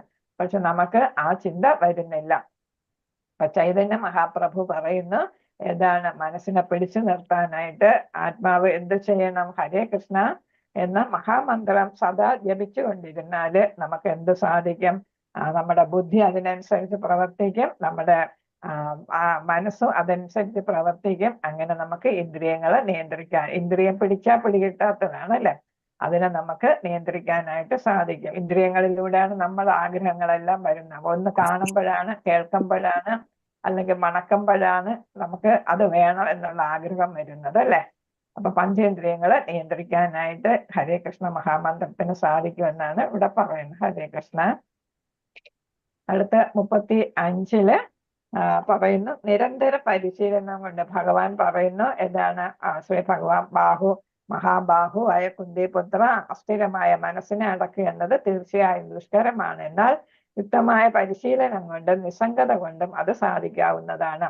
പരിശീലനം എല്ലാത്തിനും പ്രാക്ടീസ് ആണ് അല്ലെ. പ്രാക്ടീസ് ചെയ്യുമ്പോൾ അതൊരു ഹാബിറ്റ് ആയിട്ട് മാറും. നമുക്ക് അതിലൊരു രസം തോന്നും, രുചി തോന്നും അല്ലെ. രുചി തോന്നുമ്പോൾ നാമം ജപിക്കുന്നത് തന്നെ ഒരു നിഷ്ഠയായിട്ട് നമ്മൾ എല്ലാ ദിവസവും ചെയ്യുന്നു. കൃത്യമായിട്ട് നാമം ജപിക്കുമ്പോൾ അതൊരു നിഷ്ഠയായിട്ട് വരും. നിഷ്ഠ എന്തായിട്ട് മാറും, അതിൽ നമുക്ക് കൂടുതൽ താല്പര്യം വരും, രുചി വരും. അപ്പൊ രുചി വരുമ്പോൾ നമുക്കതൊരു ഹാബിറ്റ് ആയിട്ട് മാറും. അപ്പം നമ്മൾ പരിശീലനം കൊണ്ടാണ് ഇത് നേടേണ്ടത് എന്നാണ്. അസ്ഥിരമായ ചഞ്ചലമായ മനസ്സിനെ നിയന്ത്രിക്കാൻ നമുക്ക് എന്തുകൊണ്ട് സാധിക്കും? പരിശീലനം കൊണ്ടും. പിന്നെ ഏതാണ്? നിസ്സംഗത കൊണ്ടും. നിസ്സംഗത എന്ന് വെച്ചാലും ആസക്തിയില്ലായ്മ. ഇതെനിക്ക് വേണ്ട. ഒരു ഭൗതിക വസ്തു കണ്ടാലും ഇഷ്ടമുള്ളതാണെങ്കിൽ എനിക്ക് വേണ്ട എന്ന് നമ്മൾ വിചാരിക്കുകയാണെങ്കിൽ അതാണ് ഒരു ആസക്തി ഇല്ലായ്മ. പകരം ഏതിൽ ആസക്തി വേണം? ഭഗവാനിലോട്ട് നമുക്ക് ആസക്തി വേണം എന്നാണ് ഇവിടെ പറയുന്നത്. ഹരേ കൃഷ്ണ. അപ്പൊ മനോനിയന്ത്രണം അങ്ങനെ സാധിക്കും ഹരേ കൃഷ്ണ പരിശീലനത്തിലൂടെയും ഹരേ കൃഷ്ണ മഹാമന്ത്രത്തിലൂടെയും. പിന്നെ ഭക്ഷണം പ്രസാദം മാത്രമേ കഴിക്കൂ എന്ന് നമ്മൾ തീരുമാനിക്കുകയൊക്കെ ചെയ്താലും, അപ്പൊ അതിന് ഉദാഹരണം പറയുന്നുണ്ട്. ഹനുമാൻ ലങ്കയിലോട്ട് ചാടിയത് എന്തുകൊണ്ടാണ്? ഭഗവാനില് അടിയുറച്ച് വിശ്വാസമുള്ളത് കൊണ്ടാണ് അല്ലെ. അപ്പൊ അതുകൊണ്ടാണ് അദ്ദേഹത്തിന് അവിടെ വിജയിക്കാനായിട്ട് സാധിച്ചത്. അദ്ദേഹത്തിന്റെ മനസ്സിന് ഇടയ്ക്ക് സമുദ്രത്തിൽ പല പ്രകോപനങ്ങളും ഉണ്ടായി അല്ലെ. അദ്ദേഹത്തെ വീഴ്ത്താനായിട്ടൊക്കെ നോക്കി, പിടിച്ചു തിന്നാനും നോക്കി. അപ്പൊ അതിൽ നിന്നൊക്കെ അദ്ദേഹം രക്ഷപ്പെട്ടു പോയത് അദ്ദേഹത്തിന് ഒരു ലക്ഷ്യബോധം ഉണ്ടായിരുന്നു അല്ലെ. അപ്പൊ അതുകൊണ്ട് അദ്ദേഹത്തിന് മനസ്സിനെ നിയന്ത്രിക്കാനായിട്ട് സാധിച്ചു. ഭഗവാൻ ഇഷ്ടപ്പെടാത്തതൊന്നും എനിക്ക് വേണ്ട എന്നുള്ളതായിരുന്നു ഹനുമാൻജിയുടെ അദ്ദേഹത്തിന്റെ ബുദ്ധി പറഞ്ഞത്. അപ്പൊ ബുദ്ധി അനുസരിച്ച് അദ്ദേഹം പെരുമാറിയുണ്ട് അദ്ദേഹത്തിന് സമുദ്രം കടന്ന് ലങ്കയിലെത്താനും ലങ്കാശ്രീയെ തന്നെ വീഴ്ത്താനും ഒക്കെ സാധിച്ചു. അതേപോലെ തന്നെ ഭഗവാന് നൽകുന്ന പ്രസാദം കഴിക്കുകയാണെങ്കിൽ നമുക്ക് എന്ത് സാധിക്കും? നമുക്ക് ആവശ്യമില്ലാത്ത ചിന്തകളും ഒന്നും വരത്തില്ല. മനസ്സിനെയും ബുദ്ധിയെയും ഇന്ദ്രിയങ്ങളെയൊക്കെ അത് ശുദ്ധീകരിക്കും എന്നാണ് പറയുന്നത്. ഭഗവാന്റെ ബ്ലെസ്സിങ്സ് ആണ് ഭഗവാന്റെ പ്രസാദം അല്ലെ. ഭഗവാനെ നമ്മൾ നൽകിയിട്ട് നമ്മൾ പ്രസാദമായിട്ട് കഴിക്കുമ്പോൾ അതിലെല്ലാം എന്തുണ്ട്? ഭഗവാന്റെ അനുഗ്രഹം ഉണ്ട് അല്ലെ. അപ്പൊ അത് നമ്മുടെ ശരീരത്തിന് നല്ലതാണ്. ശരീരത്തെ ശുദ്ധീകരിക്കുന്നു, മനസ്സിനെ ശുദ്ധീകരിക്കുന്നു, അതേപോലെ തന്നെ ബുദ്ധിയെ വികസിപ്പിക്കുന്നു. നല്ല ചിന്തകൾ ഉണ്ടാകും, സത്ചിന്തകൾ ഉണ്ടാകും എന്നാണ് പറയുന്നത്. അപ്പൊ നമ്മുടെ അവബോധം ബുദ്ധി അതെന്ത് ചെയ്യുന്നു? നല്ല ബുദ്ധിയായിട്ട് വരുന്നു. അത് നമ്മൾ ഭഗവാനിൽ അർപ്പിക്കാൻ നമുക്ക് സാധിക്കുന്നു. അങ്ങനെ കൃഷ്ണാവബോധ പ്രവർത്തനങ്ങളൊക്കെ സാധിക്കും. അതേസമയം ഇതൊന്നും ചെയ്യാത്ത ഒരു യോഗിയാണെങ്കിൽ, ഈ നിയന്ത്രണങ്ങളൊന്നും ഇല്ലാത്ത ആളാണെങ്കിൽ എന്താണ് പറയുന്നത്? അങ്ങനെ നിയന്ത്രണം ഇല്ലാത്തയാൾ മുകളിൽ വെള്ളം ഒഴിച്ച് താഴെ തീ കെടുത്തുന്ന പോലെ ആയിരിക്കും. താഴെ തീ കെടുത്തണം, പക്ഷെ എന്താണ് അദ്ദേഹത്തിന് ഒന്നും സാധിക്കത്തില്ല. പിന്നെ തീ ആളി കത്തിക്കണം, പക്ഷെ എന്താ ചെയ്യുന്ന? മുകളിൽ വെള്ളം ഒഴിച്ചുകൊണ്ടിരിക്കുന്നു. അപ്പൊ എന്താ തീ ആളി കത്തുക? മുകളിൽ നിന്ന് വെള്ളം ഒഴിച്ച് തീ അണയത്തല്ലേ ഉള്ളു. അപ്പൊ അതായിരിക്കും ഫലം. എന്ന് വെച്ചാൽ ഇന്ദ്രിയ നിയന്ത്രണം ഇല്ലെങ്കിൽ അദ്ദേഹത്തിന്റെ മനസ്സ് എപ്പോ വേണമെങ്കിലും എന്ത് ചെയ്യുന്നു? ഭൗതികതയിലോട്ട് ലയിക്കാം. വിശ്വാമിത്രനെ പോലെയൊക്കെ അതേപോലെ ആകാം എന്നാണ്. അപ്പൊ ഇന്ദ്രിയ നിയന്ത്രണമാണ് അത്യാവശ്യം. ഹരേ കൃഷ്ണ. നമ്മൾ 5ാമത്തെ ഭാഗത്തിലേക്ക് കടക്കുകയാണ്. 37 മുതൽ 45 വരെയുള്ള ശ്ലോകങ്ങൾ വായിച്ചോളുന്നുണ്ട്. ഹരേ കൃഷ്ണ. ഹരേ കൃഷ്ണ. അർജുനോവാച അയതി ശ്രദ്ധയോ ഭേദോ യോഗസ്ഥലമാനസഃ അപ്രാപ്യ യോഗ സംസിദ്ധിം കാം ഗതിം കൃഷ്ണ ഗച്ഛതി. 38 കശ്ചിന്നോ ഫലവിഭ്രഷ്ടശ്ചിന്നാഭ്രമമിവ നശ്യതി അപ്രദിഷ്ടോ മഹാബാഹോ വിമൂഢോ ബ്രഹ്മണാപതി. അതിലെത്താതെ പിന്മാറേണ്ടതെന്ന് യോജിക്കുന്നത് സംഭവിക്കും. ഹരേ കൃഷ്ണ. മറ്റുള്ളവരൊന്നും മ്യൂട്ട് ചെയ്ത് വെക്കോ, അല്ലെങ്കിൽ സംസാരിക്കാതിരിക്കണം. ഹരേ കൃഷ്ണ. മതത്തിൽ വായിച്ചോളൂ. 39 ഏതന്മേ സംശയം കൃഷ്ണ ചേതുമർഹസ്യ ശേഷതഃ തദന്യ സംശയസ്യ ചേതനാഹി ഉപപദ്യതേ. 45 വരെ വായിക്കും. 40 ശ്രീ ഭഗവാനുവാച പാർത്ഥാനൈവേഹ നാമുത്ര വിനാശസ്തസ്യ വിദ്യതേ നഹി കല്യാണ കൃത്യശ്ചേ ദുർഗതിം താതഗച്ഛതി. 41 പ്രാപ്യ പുണ്യകൃതാം ലോകാനുഷ്ഠിത്വാ ശാശ്വതി സമ ശുചീന ശ്രീമദാംഗേഹേ യോഗവൃഷ്ടോ അഭിജായതേ. 42 അഥവാ യോഗിനാമേവ കുലേ ഭവതി ധീമത ഏതത്തി ദുർലഭതരം ലോകേ ജന്മയതീദൃശം. 43 തത്രന്താ ബുദ്ധി സംയോഗം ലഭതേ പൗർവദേഹികം യതദേച തതോ ഭൂയ സംസിദ്ധ കുരുനന്ദന. 44 പൂർവാഭ്യാസേന തേനൈവ ക്രിയതേ ശവശോഭി സഹ ജിജ്ഞാസൂരപി യോഗസ്യ ശബ്ദബ്രഹ്മാദി വർത്തതേ. 45 പ്രയത്നാദ്യാമാനസ്തു യോഗി സംശുദ്ധ ഗൽഭിഷഃ അനേക ജന്മ സംസിദ്ധസ്തതോ യാതി വരാം ഗതി. ഹരേ കൃഷ്ണ. മാതാജി ഹരേ കൃഷ്ണ. ഇവിടെ നമ്മളിപ്പം പഠിച്ചത് എന്താണ്? പരാജയപ്പെട്ട യോഗിയുടെ സ്ഥാനം എന്തായിരിക്കും എന്നാണ് 37 മുതൽ ഇങ്ങനെ അർജുനൻ ചോദിക്കുകയും ചെയ്യുന്നു. അതിനുള്ള മറുപടിയായിട്ട് ഭഗവാൻ പറയുന്നത്. അപ്പൊ എന്താണ് ഈ യോഗ എന്ന് പറയുന്നത്? അത്ര എളുപ്പമായിട്ടുള്ള ഒരു കാര്യമല്ല അല്ലേ? വർഷങ്ങളോളം മനസ്സിനെയും ഇന്ദ്രിയങ്ങളെയും, ആന്തരിക ഇന്ദ്രിയമാണല്ലോ മനസ്സ്, കർമ്മേന്ദ്രിയങ്ങളെ ജ്ഞാനേന്ദ്രിയങ്ങളെയൊക്കെ നിയന്ത്രിച്ച് ഇങ്ങനെ പോകണം. അപ്പൊ അത്ര പിടിച്ചു നിൽക്കാൻ പറ്റുന്ന ആളിനെ ഏറ്റവും ഉന്നത സ്ഥാനത്ത് സമാധിസ്ഥനാകാനായിട്ട് സാധിക്കത്തുള്ളൂ അല്ലെ? ഒരു പക്ഷെ അതുവരെ എത്താത്ത യോഗി എന്ത് ചെയ്യുമെന്നാണ് ഇവിടെ അർജുനന്റെ ചോദ്യം. കാരണം എന്താ? അർജുനനെ തന്നെ അറിയാം എന്താണ് മനസ്സ് ചഞ്ചലമാണെന്ന് അർജുനൻ തന്നെ പറഞ്ഞു. ഇത്രയും ഏതാണ് ധീരനായ എല്ലാ ജ്ഞാനവും ഉള്ള ആളായ അർജുനന് പോലും മനസ്സിനെ പിടിച്ചു നിർത്താൻ പറ്റത്തില്ല എന്ന് പറയുമ്പോൾ പിന്നെ സാധാരണക്കാരുടെ കാര്യം പറയേണ്ടതില്ല. അപ്പൊ അർജുനൻ ചോദിക്കുന്നു, അതീന്ദ്രിയ ജ്ഞാനിയുടെ ഗതി എന്തായിരിക്കും? അങ്ങറ്റം വരെ എത്താത്ത ഉന്നത അവസ്ഥയിലെത്താത്ത ആൾ എന്തായിരിക്കും? അപ്പൊ തുടക്കത്തില് വളരെ വിശ്വാസപൂർവ്വം എനിക്കിത് പറ്റുമെന്നൊക്കെ പറഞ്ഞ് തുടങ്ങി ആത്മസാക്ഷാത്കാരത്തിനുള്ള പദ്ധതി കൈക്കൊണ്ട്, പക്ഷെ എന്താണ് അവസാനം എന്താണ്?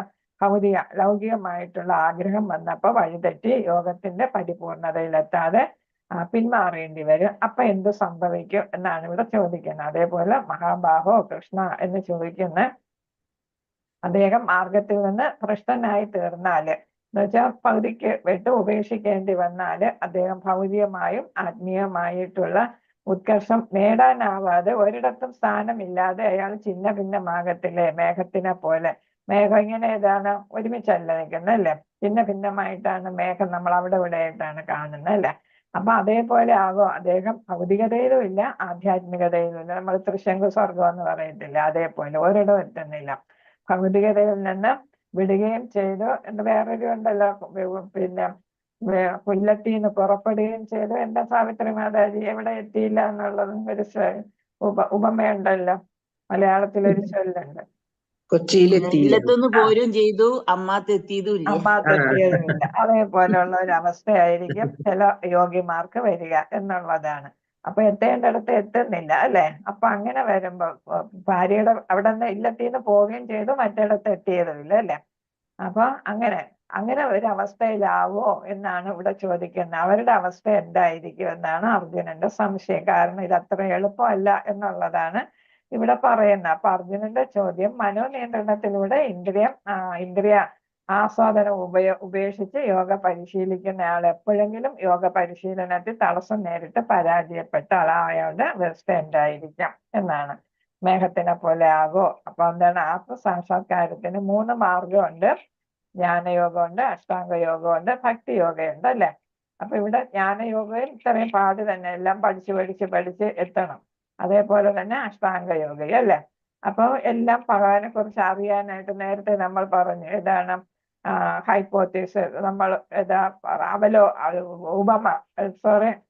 അപഗ്രഥന പഠനം, അനാലിസിസ് നടത്തിയിട്ട് എത്തണം. അപ്പൊ അപഗ്രഥന പഠനത്തിലൂടെ ഭഗവാൻ എന്താണ് ഏതാണ് എന്നൊക്കെ കണ്ടും കേട്ടും പഠിച്ചുമൊക്കെ വരുമ്പോ അതിന് തന്നെ വർഷങ്ങൾ എടുക്കും അല്ലെ? എത്തിപ്പെടാനായിട്ട് സാധിച്ചെന്ന് വരില്ല. വേദങ്ങളും അതും ഇതും എല്ലാം പഠിച്ച് എല്ലാം നല്ല പറവാക്കി വരണം ജ്ഞാനയോഗത്തിനാണെങ്കിൽ അല്ലെ? അപ്പൊ അതും അതും അങ്ങനെ ഒരു മാർഗമുണ്ട്. അഷ്ടാംഗ യോഗയുണ്ട്. പിന്നെ ഏതാ ഏറ്റവും എളുപ്പമായിട്ടുള്ള എല്ലാവർക്കും പറ്റുന്ന ഭക്തി യോഗമുണ്ട്.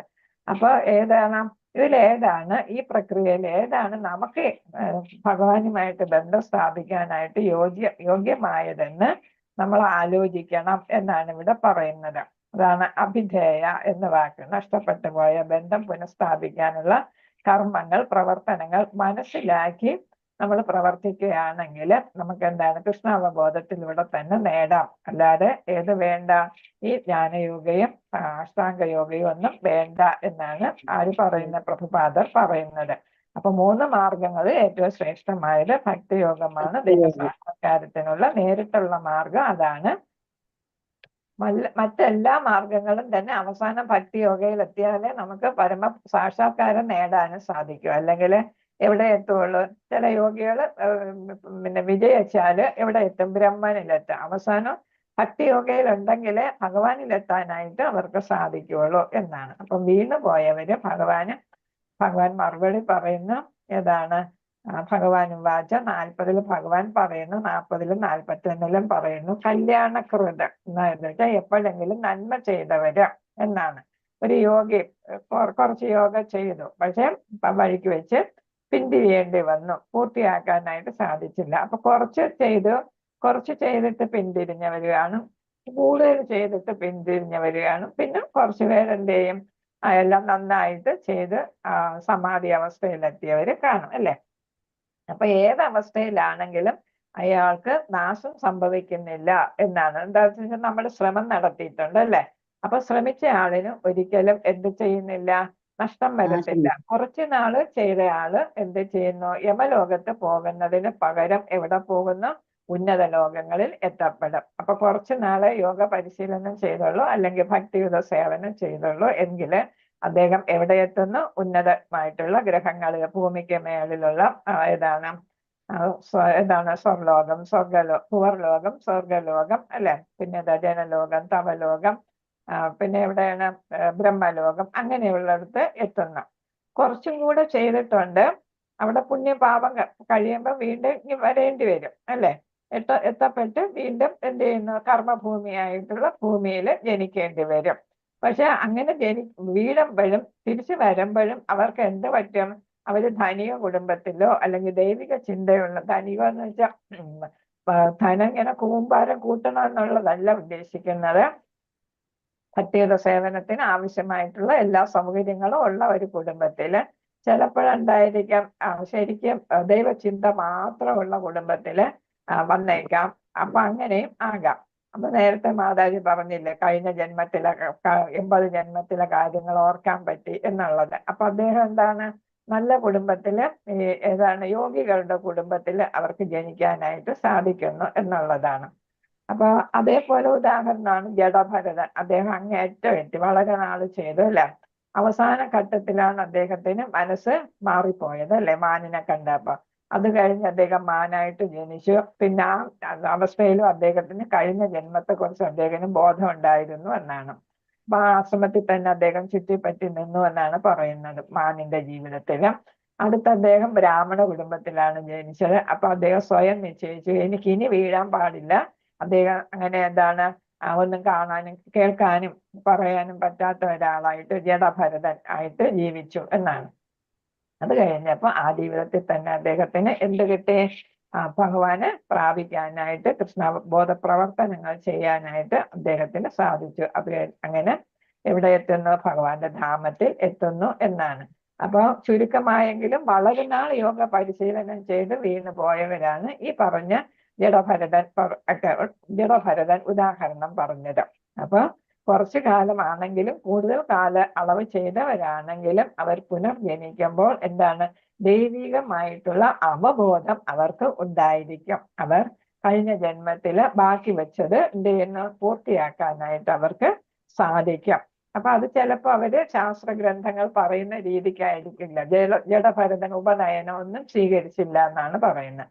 ബ്രാഹ്മണനായിട്ട് പോലും ബ്രാഹ്മണ വിധികളൊന്നും അദ്ദേഹം കൈക്കൊണ്ടില്ല. അല്ലാതെ തന്നെ അദ്ദേഹം എന്ത് ചെയ്ത് ഭഗവാന് പ്രാപിക്കുന്നതിന് വേണ്ടി സ്വയം ഇന്ദ്രിയങ്ങളെയും എല്ലാം നിയന്ത്രിച്ച് ഭഗവാനെ മാത്രം ധ്യാനിച്ച് അദ്ദേഹം ജീവിതം കഴിച്ചുകൂട്ടി എന്നാണ് പറയുന്നത്. അപ്പൊ അങ്ങനെ ശ്രമിക്കുന്നവര് ഉണ്ട്. അവർക്ക് കഴിഞ്ഞ ജന്മത്തെ കുറിച്ചെല്ലാം ഓർക്കാനായിട്ട് അവർക്ക് സാധിക്കുന്നു. അങ്ങനെ മുൻ ജന്മത്തില് ചെയ്ത സുഹൃതങ്ങളെ കുറിച്ച് ഓർത്ത് അവരുടെ ഇതാണ്. അവർ ദ്വന്ദ്ങ്ങളില്, ദ്വന്ദ്വം എന്ന് പറഞ്ഞ സുഖദുഃഖങ്ങൾ, രാത്രി പകല് വ്യത്യാസമൊന്നും കാണത്തില്ല അവർക്ക്. പിന്നെ ഏതാണ് മാനാപമാനങ്ങളൊന്നും കാണത്തില്ല. ജഡഭരതന് എത്ര ആ രാജാവ് എത്ര പല്ലക്ക് ചുമക്കാനായിട്ട് പറഞ്ഞപ്പോ എത്ര പറഞ്ഞിട്ട് എത്ര അപമാനിച്ചിട്ട് അദ്ദേഹത്തിന് ഒരു കുലുക്കവും തോന്നിയില്ല. പിന്നെ അങ്ങനെ ഇരുന്നപ്പോഴാണ് ചോദ്യങ്ങൾ ചോദിക്കാൻ തുടങ്ങിയത്. അപ്പൊ അദ്ദേഹത്തിന്റെ മറുപടി കേട്ടപ്പോ തന്നെ ഇദ്ദേഹം സാധാരണ ഒരു വ്യക്തിയല്ല, കാണുന്ന പോലെയുള്ള ഒരു വ്യക്തിയല്ലെന്ന് രാജാവിന് ചക്രവർത്തിക്ക് മനസ്സിലാവുകയും അങ്ങനെയാണ് കൂടുതൽ കൂടുതൽ ജഡഭരതനുമായിട്ട് സംസാരിക്കുന്നത്. അദ്ദേഹത്തിൽ നിന്ന് തന്നെ ജ്ഞാനം നേടി അദ്ദേഹം ചക്രവർത്തി തന്നെ ആരാണ് ഭക്തനായിട്ട് മാറുകയും ചെയ്തു എന്നാണ്.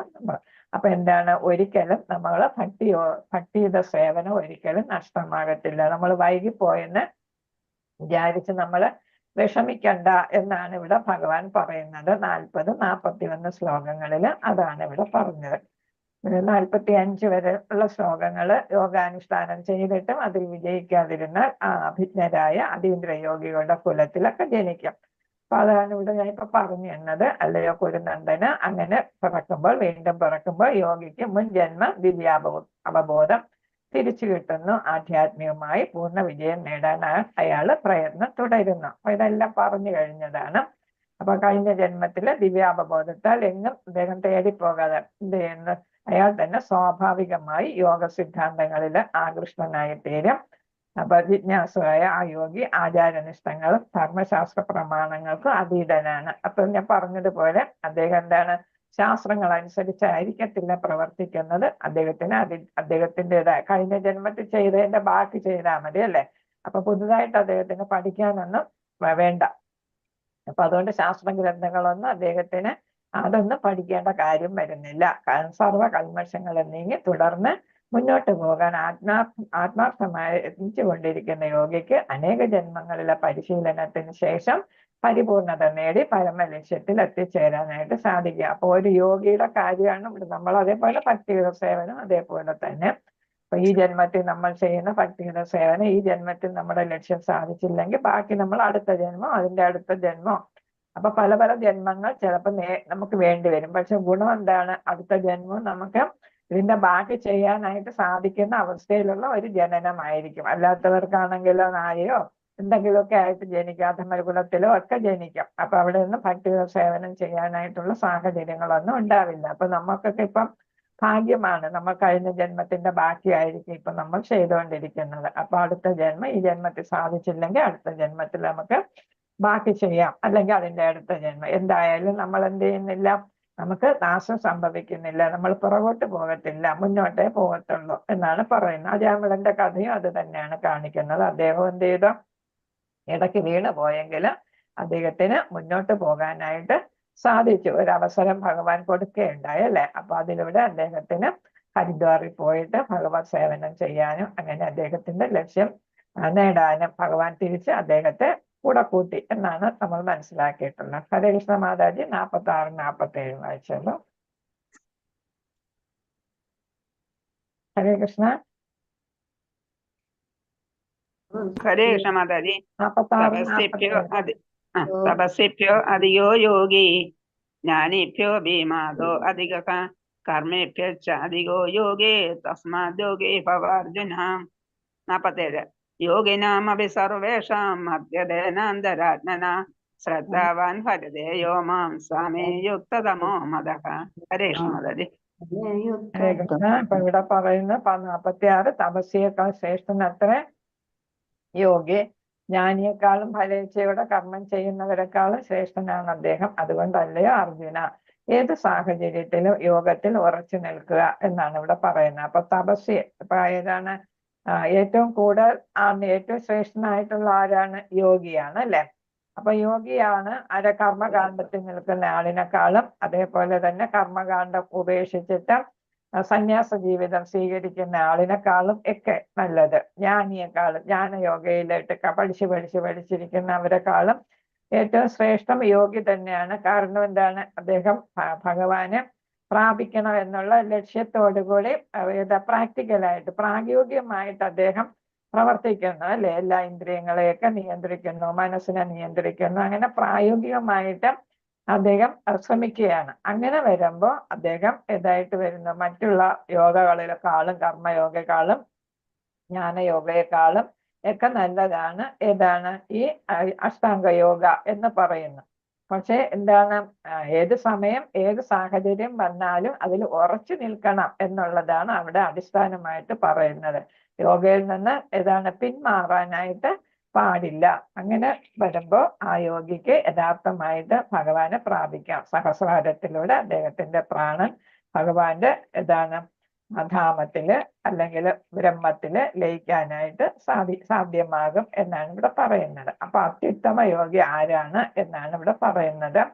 അപ്പം പ്രഭുപാദർ പറയുന്ന ഒരു അഷ്ടാംഗ യോഗി എന്താണ്, ഏറ്റവും ശ്രേഷ്ഠനാണ്. തപസ്യയെക്കാളും ജ്ഞാനിയെക്കാളും കർമ്മകാണ്ഡിയെക്കാളും ഒക്കെ ശ്രേഷ്ഠനാണ്. എന്നാലും ഏറ്റവും നല്ലത് ഏതാണ്, എപ്പോഴും കൃഷ്ണനെ കുറിച്ച് ചിന്തിക്കുകയും പ്രേമപൂർവ്വം കൃഷ്ണനെ ചിന്തിച്ച് കൃഷ്ണാവബോധ പ്രവർത്തനങ്ങൾ എങ്ങനെ കൃഷ്ണനെ തൃപ്തിപ്പെടുത്താമെന്ന് ചിന്തിക്കുകയും പ്രവർത്തിക്കുകയും ചെയ്യുന്ന ആളായിരിക്കും ഏതാണ് ദൃഢതരമായിട്ട് ഉള്ള അത്യുത്തമ യോഗി എന്നാണ് ഇവിടെ പറയുന്നത്. ഭഗവാനുമായി ബന്ധം സ്ഥാപിക്കാൻ അദ്ദേഹത്തിനാണ് ഏറ്റവും പെട്ടെന്ന് സാധിക്കുക.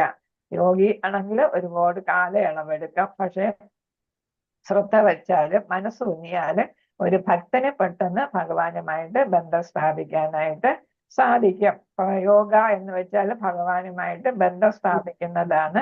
കർമ്മയോഗ എന്ന് പറയുമ്പോൾ കർമ്മഫലങ്ങളുമായി ബന്ധപ്പെട്ട് വരുന്ന യോഗമാണ്. ജ്ഞാനയോഗം എന്ന് പറയുമ്പോൾ ഭഗവാനെ ആത്മാവിനെയൊക്കെ വേർതിരിച്ചറിഞ്ഞ് അപഗ്രഥന പഠനം നടത്തി ഭഗവാനിൽ പ്രാപിക്കാനായിട്ട് ശ്രമിക്കുന്നതാണ്. അതേസമയം ഭക്തിയോഗയാണെങ്കിൽ പരമോന്നതനുമായിട്ട് ഏതാണ് നേരിട്ടുള്ള ഭക്തിയുത സേവനമാണ് അവിടെ നടത്തുന്നത്. മറ്റതെല്ലാം ഒരു കുറുക്ക് വഴി ഇല്ലൊക്കെ വളഞ്ഞ വഴിയെ പോവുകയാണെങ്കിൽ ഇതേതാണ് നേരായിട്ടുള്ള ഒരു മാർഗമായിട്ടാണ് ഭക്തിയോഗ. ജ്ഞാനമാർഗം എന്ന് പറയുന്നത് ഇച്ചിരി കുറെ കാലയളവെടുത്ത് നമ്മളിവിടെ മൂക്കിട്ട് തൊടുന്നതിന് ഇങ്ങനെ തല ചുറ്റി വന്ന് തൊടുന്ന പോലെ ആയിരിക്കും. അതേസമയം നമുക്ക് നേരിട്ട് ഇങ്ങനെ മൂക്കിത്തൊടാം അല്ലെ. അപ്പൊ ഭക്തിയോഗ എന്ന് പറയുമ്പോൾ ഭഗവാനുമായിട്ട് നേരിട്ട് നമ്മൾ തൊടുന്നതാണ് അല്ലെ. മറ്റേതാണെങ്കിലും കറങ്ങി കറങ്ങി പോകുന്ന കർമ്മകാന്ഡമാണെങ്കിലും കർമ്മയോഗയാണെങ്കിലും അഷ്ടാംഗ യോഗയാണെങ്കിലും അല്ലെ ജ്ഞാനയോഗയാണെങ്കിലും വളരെ കറങ്ങി തിരിഞ്ഞ് വേണം അവിടെ എത്താൻ. അതേസമയം ഭക്തിയോഗ വളരെ എളുപ്പമായിട്ട് നമുക്ക് നേരിട്ട് മൂക്കി തൊടുന്ന അതേ ഇതുപോലെ എളുപ്പമായിട്ട് നമുക്ക് ചെയ്യാവുന്ന കാര്യം. ഭഗവാനിൽ വിശ്വാസം വേണം, ഗുരുവിൽ വിശ്വാസം വേണം, നമ്മളിൽ തന്നെ വിശ്വാസം വേണം. ശാസ്ത്ര ഗ്രന്ഥങ്ങളില് ഏതാണ് ഭാഗവതം, ഭഗവത്ഗീത തുടങ്ങിയ ഗ്രന്ഥങ്ങൾ അതൊക്കെയാണ് അടിസ്ഥാന ഗ്രന്ഥങ്ങൾ. അതിലൊക്കെ യഥാർത്ഥ വിശ്വാസം ഉണ്ടെങ്കിൽ നമുക്ക് എന്ത് ചെയ്യാം, ഒരു ഭക്തനെ പെട്ടെന്ന് ഭക്തിയോഗയിലൂടെ ഭഗവാനെ പ്രാപിക്കാനായിട്ട് സാധിക്കും. അപ്പൊ പരമോന്നതമായ പൂർണ്ണത നേടാനായിട്ട് നമുക്ക് സാധിക്കും. ഓം പൂർണ്ണമദ പൂർണ്ണമിദം പൂർണ്ണാത് പൂർണ്ണമുദച്യതേ പൂർണ്ണസ്യ പൂർണ്ണമാദായ പൂർണ്ണമേവ അവശിഷ്യതേ. പൂർണ്ണനായ ഭഗവാന്റെ പൂർണ്ണമായ അംശങ്ങളാണ് നമ്മൾ ജീവജാലങ്ങളെല്ലാം അല്ലെ. അപ്പൊ അദ്ദേഹത്തിന്റെ ഗുണങ്ങളോട് കൂടിയാണ് നമ്മൾ ഇവിടെ എത്തിയിരിക്കുന്നത്. ആ പൂർണ്ണതയോട് കൂടി തന്നെ നമുക്ക് ഇവിടെ തിരിച്ചെത്താം ഭഗവാനില്. ഹൃദയ മാലിന്യങ്ങളെല്ലാം സ്വരുക്കൂട്ടിയ എല്ലാ ജന്മങ്ങളിലൂടെ നേടിയ ഹൃദയ മാലിന്യങ്ങളൊക്കെ തുടച്ചു നീക്കി നമുക്ക് ഭഗവാനിൽ പൂർണ്ണനായ ഭഗവാനിൽ എത്തിച്ചേരാനായിട്ട് നമുക്ക് സാധിക്കും. അതിനെന്ത് വേണം? ഭഗവാനിൽ വിശ്വാസം, ഗുരുവിൽ വിശ്വാസം, മതഗ്രന്ഥങ്ങളിൽ വിശ്വാസം, അവനവനിൽ തന്നെ വിശ്വാസം, നമ്മുടെ ആത്മാവില് അല്ലെ, നമ്മൾ ആത്മാവാണ്, ഭഗവാന്റെ അംശമാണ് എന്നുള്ള അറിവോടുകൂടി നമ്മൾ ചെയ്യണം. ഇവിടെ ഒരു ഉപമ കൊടുത്തിട്ടുണ്ട്. യഥാർത്ഥ ഭക്തൻ ഒരു സ്വർണ്ണ കൊടുമുടി പോലെയാണ്. മറ്റു ഭക്തർ എന്ന് പറയുന്നത് വലുതും ചെറുതുമായ പർവ്വതങ്ങളും. അപ്പൊ കൊടുമുടിയും പർവ്വതവും തമ്മിലുള്ള വ്യത്യാസമാണ് ഒരു യഥാർത്ഥ ഭക്തനും സാധാരണ ഭക്തനും അല്ലെങ്കിൽ മറ്റു യോഗകളും എന്നാണ് പറയുന്നത്, മറ്റു യോഗമാർഗങ്ങൾ. അപ്പൊ കൊടുമുടിയും പർവ്വതവും തമ്മിൽ, കൊടുമുടി എവിടെ ഇരിക്കുന്നു, പർവ്വതം എവിടെ ഇരിക്കുന്നു അല്ലെ. അപ്പൊ ആ വ്യത്യാസമുണ്ട്. ഒരു സ്വർണ്ണ കൊടുമുടിയാണ് ഏതാണ് യഥാർത്ഥത്തിലുള്ള ഒരു ഭക്തൻ എന്നാണ്, ശുദ്ധ സത്വഗുണത്തിലെത്തിയ ഭക്തൻ. അപ്പം 47-ാമത്തെ ശ്ലോകത്തില് ഭക്തിയുടെ സേവനത്തിന്റെ മഹിമ പറയുന്നു. അതിൽ ഉദാഹരണം ഏറ്റവും പ്രധാനപ്പെട്ട ഉദാഹരണമാണ് ഹരിദാസ് ഠാക്കൂർ അല്ലെ, നാമാചാര്യനായ. നാമാചാര്യൻ എന്ന പേര് ചൈതന്യ മഹാപ്രഭു തന്നെ കൊടുത്തിട്ടുണ്ട്. അദ്ദേഹം 3 ലക്ഷം തവണയാണ് മാലകളാണ് ജപിച്ചിരുന്നതെന്നാണ് ഒരു ദിവസം. അപ്പൊ അദ്ദേഹം ഏതാണ് ഈ നാമജപം ഒരിക്കലും എന്താണ് അതിന് തടസ്സം സംഭവിക്കാനായിട്ട് സാധിച്ചില്ല. അദ്ദേഹത്തിന്റെ നിഷ്ഠ അതിൽ നിന്ന് വ്യതിചലിപ്പിക്കാനായിട്ട് സുന്ദരികളായ സ്ത്രീകളും ഒക്കെ മറ്റുള്ളവരുടെ പ്രകോപനത്താൽ അയക്കപ്പെട്ടു. എന്നിട്ട് അതിലൊന്നും അദ്ദേഹം വീണില്ല എന്നാണ് പറയുന്നത്. ആഹാരവും നിദ്രയും എല്ലാം ഉപേക്ഷിച്ച് അദ്ദേഹം എന്ത് ചെയ്യുന്നു? ഭഗവാന്റെ നാമം 3 ലക്ഷം തവണ ഉച്ചരിച്ചു കൊണ്ടിരുന്നു എന്നാണ്. അപ്പൊ അദ്ദേഹം ആരായിരുന്നു? ഒരു മുസ്ലിം ആയിരുന്നു. അപ്പൊ അദ്ദേഹമാണ് വൈഷ്ണവനായിട്ട് മാറിയത്. ചൈതന്യ മഹാപ്രഭുവിന് ഏറ്റവും ഇഷ്ടപ്പെട്ടെന്ന് ഗൗരപൂർണിമ ദിവസമാണ് അല്ലെ. അപ്പൊ ചൈതന്യ മഹാപ്രഭുവിന്റെ ഏറ്റവും ഇഷ്ടപ്പെട്ട ഒരു വ്യക്തിയാണ് അദ്ദേഹം. ഭൗതിക ശരീരം അദ്ദേഹം ഉപേക്ഷിച്ചപ്പോ, ആത്മാവ് ഉപേക്ഷിച്ചപ്പോ ആ ഭൗതിക ശരീരം ഇതാണ് അടക്കം ചെയ്യാനും ബാക്കി കർമ്മങ്ങൾ ചെയ്യാനും ചൈതന്യ മഹാപ്രഭു തന്നെ നേരിട്ട് ഈ ശവശരീരം ഭൗതിക ശരീരം എന്ത് ചെയ്ത് ചുമന്നെടുത്തു എന്നാണ് പറയുന്നത്. അപ്പൊ അത്രയ്ക്ക് ഇഷ്ടപ്പെട്ട ആളായിരുന്നു ആരാണ്? ഹരിദാസ് ഠാക്കൂർ ചൈതന്യ മഹാപ്രഭുവിന്. കാരണം ചൈതന്യ മഹാപ്രഭു ആരാണ്? ഭഗവാൻ തന്നെ രാധാറാണിയുടെ ഭാവത്തിൽ ഏതാണ് ഭക്തി പുരോഗമിപ്പിക്കുന്നതിന് വേണ്ടിയിട്ട്, നാമജപം കൂടുതൽ പ്രചരിപ്പിക്കുന്നതിന് വേണ്ടിയിട്ട്, ഭക്തി പ്രചരിപ്പിക്കുന്നതിന് വേണ്ടിയിട്ട് അവതരിച്ചതാണ് അല്ലെ, രഹസ്യമായിട്ടുള്ള അവതാരമായിട്ടാണ് പറയുന്നത്.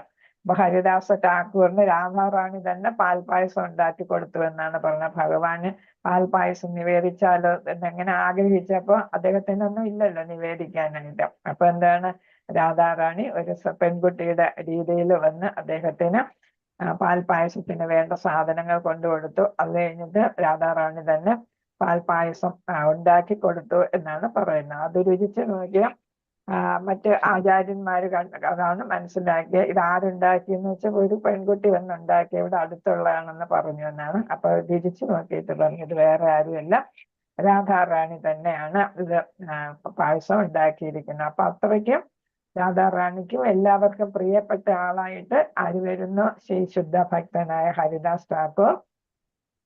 അത് യഥാർത്ഥത്തിൽ മുസ്ലിം കുടുംബത്തിൽ ജനിച്ച ഹരിദാസ് ഠാക്കൂർ മാറി എന്നാണ് പറയുന്നത്. അപ്പൊ ശുദ്ധ ഭക്തന് എല്ലായിടത്തും എപ്പോഴും അംഗീകാരം കാണും, എല്ലാവർക്കും പ്രിയപ്പെട്ടവനായിരിക്കും. ഭഗവാനും രാധാറാണിക്കും എല്ലാം പ്രിയപ്പെട്ടവരായിരിക്കും.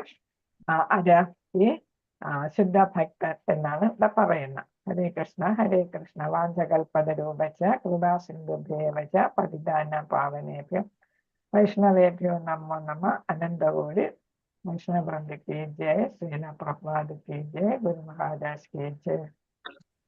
श्रीमद् भगवद गीता की जय। हरे कृष्ण हरे